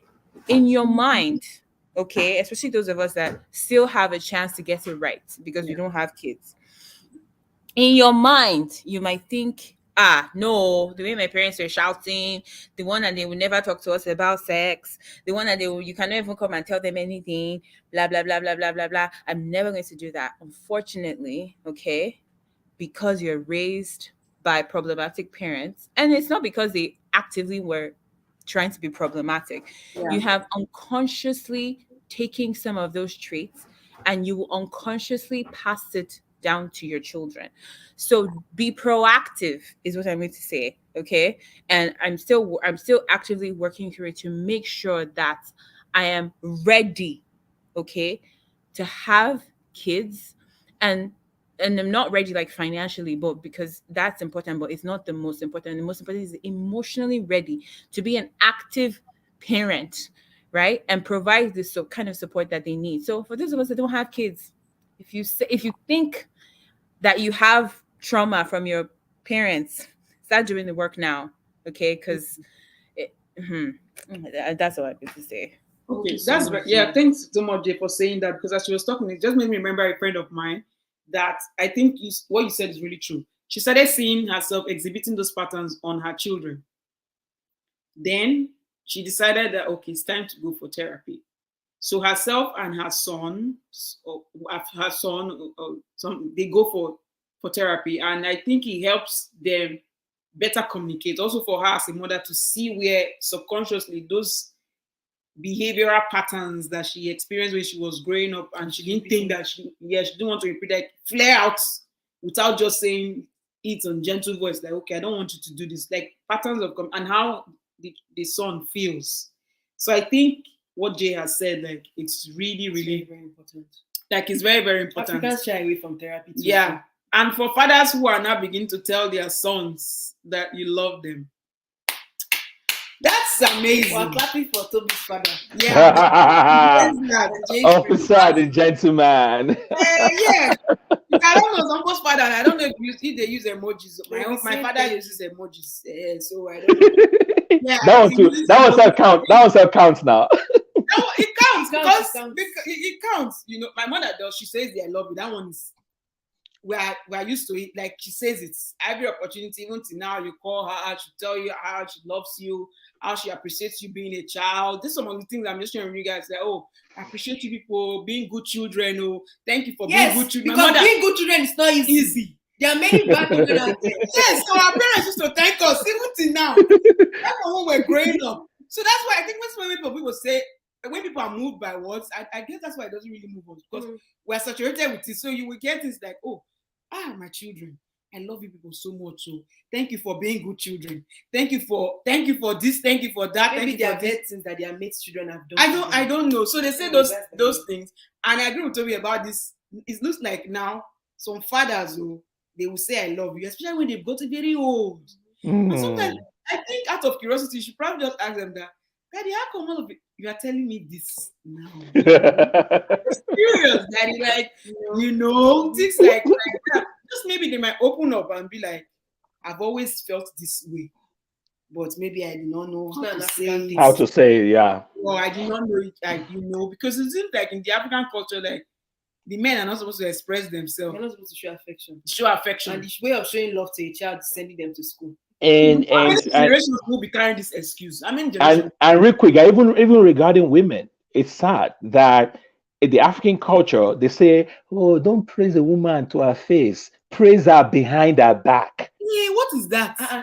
That's I've never heard. You don't No. know? Hey, they say that though. So you see men, traditional African men, who go out there and they are praising their wives. Man, I'm lucky, man. I married the best woman in the world, man. She's my angel. She's my rock. Blah blah blah. But to gather muscle and say all those things to our face, na lie. Na lie. They can't say, because the thing say, if they talk all those things for the woman's face, it go enter her head with a swell. Yeah. And she will no longer be submissive to him. And she won't be, is the immunity thing. I think we've said it before, and then you guys echoed it today again. Where the idea of women needing to nurture and manage a project. So the concept of that, it feeds into what I'm saying. So if you make her too relaxed, if you make her feel comfortable, like she's doing a great job, she's okay, she's good. Well, what is there to nurture again? Are you not saying that you have to contribute to this matter? Are you not saying that the man is liking, he likes being nurtured, or what? No. I'm telling you the mindset out there. So I'm saying that. So people believe that a woman is more loyal when you give her something to do. Like, she's always on her toes, like she's walking on eggshells around you. Nothing she does is good enough. You're always on top of her case. But if you make her feel comfortable, like she's the best thing since sliced bread, she's the angel, she's your rock, all of that will get in her head, and then she start relaxing, and then she won't nurture nothing again, and then nothing. So it's a very demented, warped mindset that some men have. So they will never appreciate their woman to her face. They will never tell her, baby, I just want to let you know I love you, I appreciate you, I appreciate what you're doing, for us, to keep us going, whatever, our kids, are taking care of our kids. No. So it's always complain, because they think, in their very toxic mind, they think that all that complain will keep her, sharp, and keep her going. Very crazy. Very crazy. We have to round up. This is very weird to me. I've never No. Am I the But only- you see, Tom is a man. He's telling us how some African some men men think. go. Yeah, that's how they are. These are some of the things we have to begin to change. If you appreciate your partner, men out there, my fellow men, if you appreciate your woman, tell her. Tell her. Don't wait. Don't wait till Valentine's Day. Don't wait till Mother's Day. Don't wait till Wife's Day. What is the macho? Heads up. Don't wait till you go and say it every day. Say it every day. Tell her how you appreciate her, how you love her, how she's your rock, and you are like, just say it to her face. It doesn't change nothing. It doesn't mean that she'll become weak and she'll become lackadaisical and she's not gonna pull her weight anymore. No, that's not. It's wrong mindset to have. And then it fits into the children as well. Parents, when the children do well, praise them to their face. It's positive reinforcements.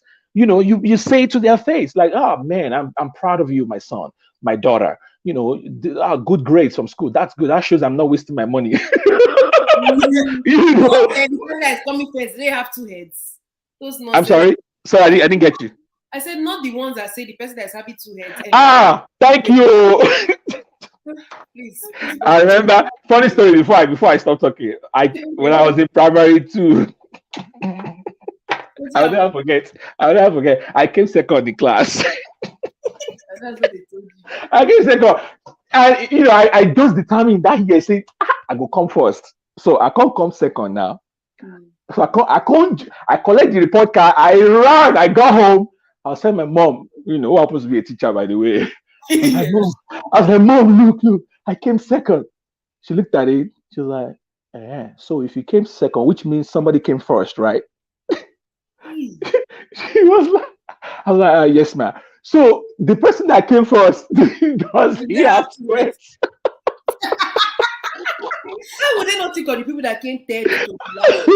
No, that's not what you do. You don't belong in that part of the equation. And some of the parents that is supposed to encourage you. Yeah, and the people is that when you tell your friends, it's like the trauma is shared. Oh, my parents. So African parents, they have an unspoken. Maybe they went to the same school. Well, it's so maybe they went to the same school. I think it's just what they knew and how they knew to keep us motivated. You get what I'm saying? So it's how they knew to motivate us. I'm sure they all meant well for the most part, and that was what they knew. But times are changing, and a lot of them are learning. Even now in their old age, they're changing and they're learning to say things better and do things better. Yeah. And I think that as collectively we can begin to make that shift. And it's funny when you talk to people in Nigeria on all these topics. I've been there where I talk to friends who are in Nigeria or whatever. One of the risks we run as diasporan people is they accuse you of trying to bring Oyibo mindset to Africa. Don't mind them. But you're wearing Oyibo clothes. You're reading Oyibo Bible. So instead of them to recognize what you're saying, recognize the toxicity, the abuse, and everything that's going on, no, they won't. They'll be like, don't come and be lecturing us with your Oyibo understand. I'm like, really? All right, I give up on you guys. So these are some of the things we have to begin to do to raise children in the right environment, in a healthy environment, so that we can prevent things like what happened to that boy in our story today. Yeah. It's really sad, but great conversation, guys. Thank you so much, Toby. So thank you so much, Toby. We're running up now. So Jay, what are your final words on today's topic? In general.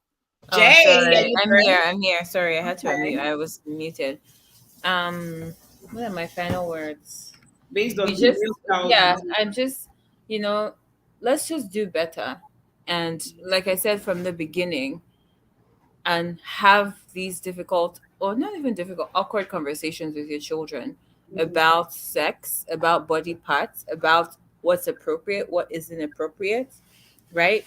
And have those conversations early, okay? Some people are like, when they're 18, I'll talk to them. But that point, it's already too late. Yes. Apparently, and I'll give you one shocking stat. I'm not exactly sure of the numbers, but there is many children today are learning about sex through these websites. Okay, why would you want that to be your child's first, knowledge, interaction or knowledge when it comes to that kind of thing, and that messes up children. So please, even though it's uncomfortable, have those conversations with your children. Don't be afraid to talk to them, and also make them feel comfortable enough to confide in you. When a kid comes and they're asking you questions, and the first thing is, I'm tired, I beg, go and sit down somewhere. Or oh, you're disturbing me. Or why are you even talking about liking somebody? Or make your presence to your children feel like home. Let them feel safe when they're with you, so that whenever these kind of things happen, they know that you'll be there to, defend them. And then watch your children too.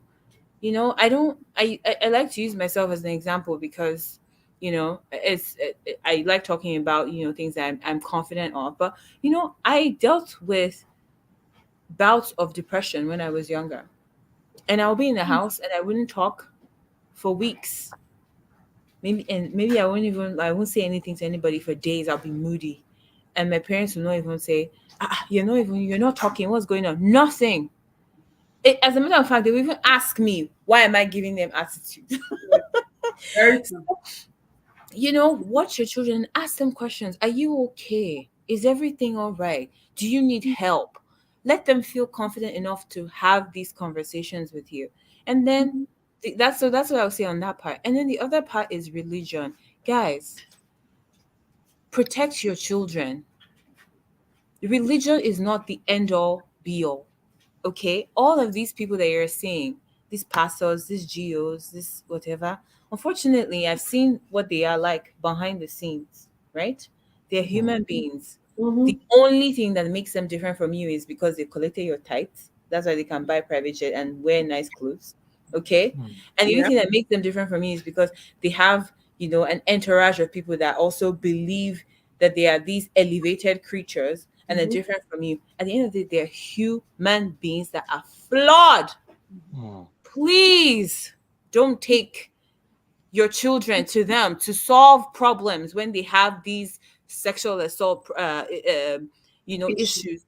They are not licensed therapists. They cannot give your child the support that they need, and they're not law enforcement. Please, religion should not take first place at the expense of your family, your children. No, stop going there. I'm sorry, but no. Protect your children from these religious institutions. If somebody is convincing you not to go to the police, that should be a huge red flag flapping in the wind. Okay, so please protect your children. Protect your children. Your children are not second-class citizens. They are not third-class citizens. They are human beings just like you that have questions that need to be answered. They have voices that need to be heard. They have experiences that need to be respected and acknowledged. So please stop treating your children like handbag or purse that you bought from the store and you just hang it somewhere and shine it when it's time to go out. There are people that you need to dedicate your time and effort to.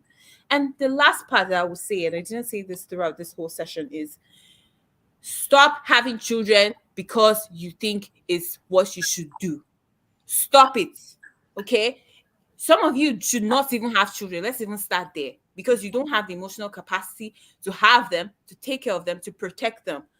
So if you feel in your heart that having children, when you think about it, you cringe, or you don't feel any excitement about the potential of having children, maybe you should slow down and not bring them to this one. Maybe you need to do some work to get you there. Or maybe you're not born to be a parent. Not everybody should have children.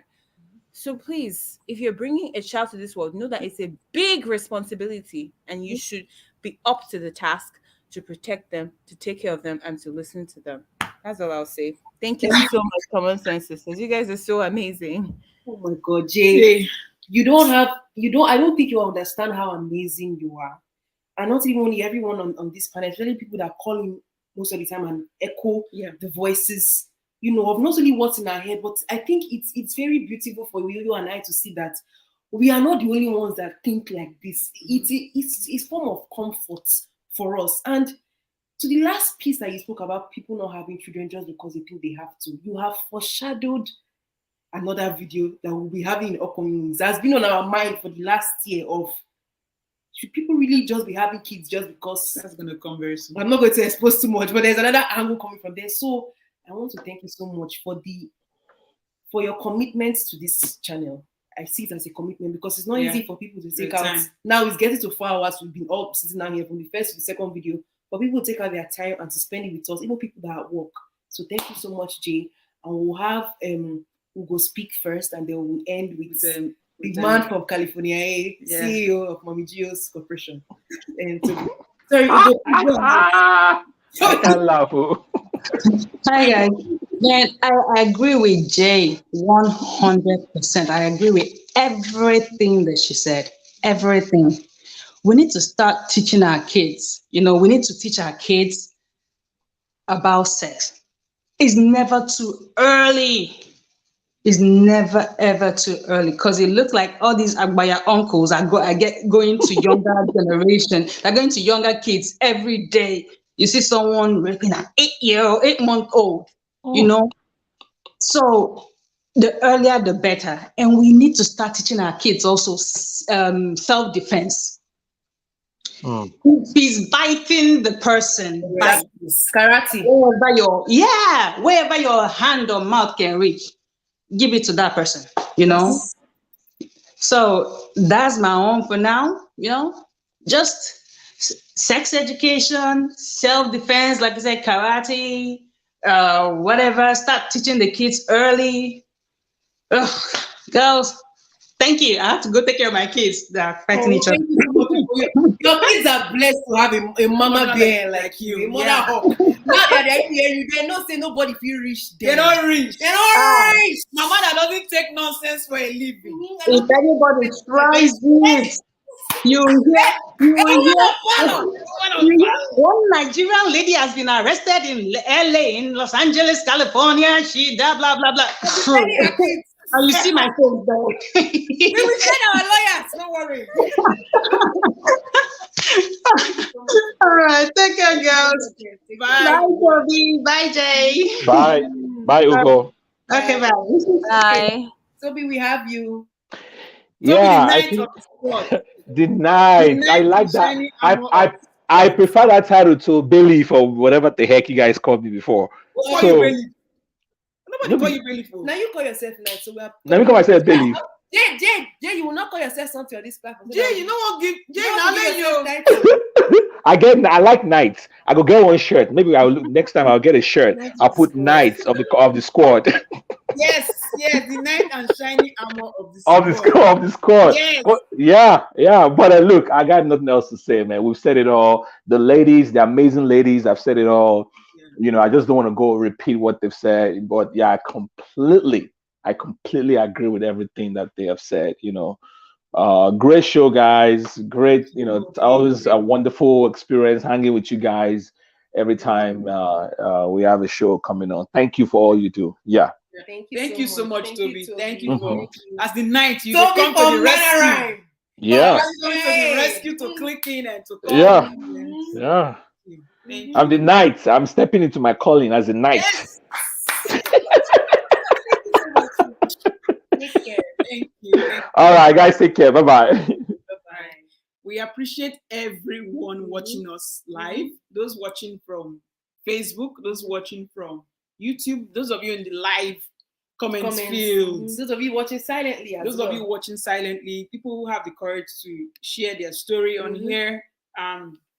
And for all your contribution, just know that your voice counts. For every time you type, because usually when the video goes live or after the live show, we leave the live chat comments for people to see how it was going. Yeah. So whenever you contribute to the platform, it's your way of also spreading and sharing common sense. The gospel of common sense, like we like to call it. We're all here building a community of common sense. And so we want to appreciate you for your time. For those who join us in the first live show, second live show, those of you that are watching us from the office. From Annie to Boma. Everybody from office. We appreciate you all, and we hope that you do your own part to just click the share button and share it on your various social media platforms. You don't really have to say anything, just share it. It engages people. The conversation keeps the conversation going, and at least we'll be able to trap the minds of people that don't think Yes. like us, so that they start thinking. Yeah, and they start questioning things. And Mhm. another reason again, I also want to encourage people that it's always important that when we put the link there for you to call in to come and air your opinion, it's Mhm. very important, because if you notice, we usually cut some part of the life and Mhm. post it on As a their own weekly basis, segments. and that's our way of saying that we're not the only ones in this thing. We are also part of the squad. Our names are just Ella and you, Common Sense Sisters. That's Yeah. our title. Yeah. So if you made it up to this point, don't forget to smash the like button. Yes, share, And subscribe, hit the notification Notification bell. bell. Hit it, because so we're that here. whenever we post, you know. Every Saturday we are here 2 at p.m. 2 p.m. Eastern Standard Time. And when it's getting to the end of the week, we usually put out a poll for people to pick what they want to talk, what us to talk about. Mhm. Okay, topics they pursue us. Yeah, but we yeah. need the squad to be around to engage in the conversation. Mhm. We have come to the end after 2 Mhm. hours. And got Let me anything to say. say? I don't have anything else to say. Fathers, keep Do the telling right your thing. children that you love them, that you appreciate them. Community, watch your children. Community, watch the Parents, children. watch the children, so that this will not happen. Seek for again. justice. Mhm. Seek for justice. Don't use religion to cover sin. Mhm. Don't say love covers a multitude of sin. That's misinterpretation. Let there be justice. Be the voice for the voiceless, for victims. Parents, protect your children. Teach your children sex education. Teach them that their body is their own. Nobody has the right to take advantage of them. That you will be there to protect them. You will be there to defend them. And follow through with the law to seek for justice. Yep. If you are looking for a role model, Mama Don Davis is enough for you. Yes. You find out on the social media platforms. Yes. Google will show you who she is. And if you are saying you don't know anything about intentional parenting, we did a video last year on 10 ways to be an intentional parent.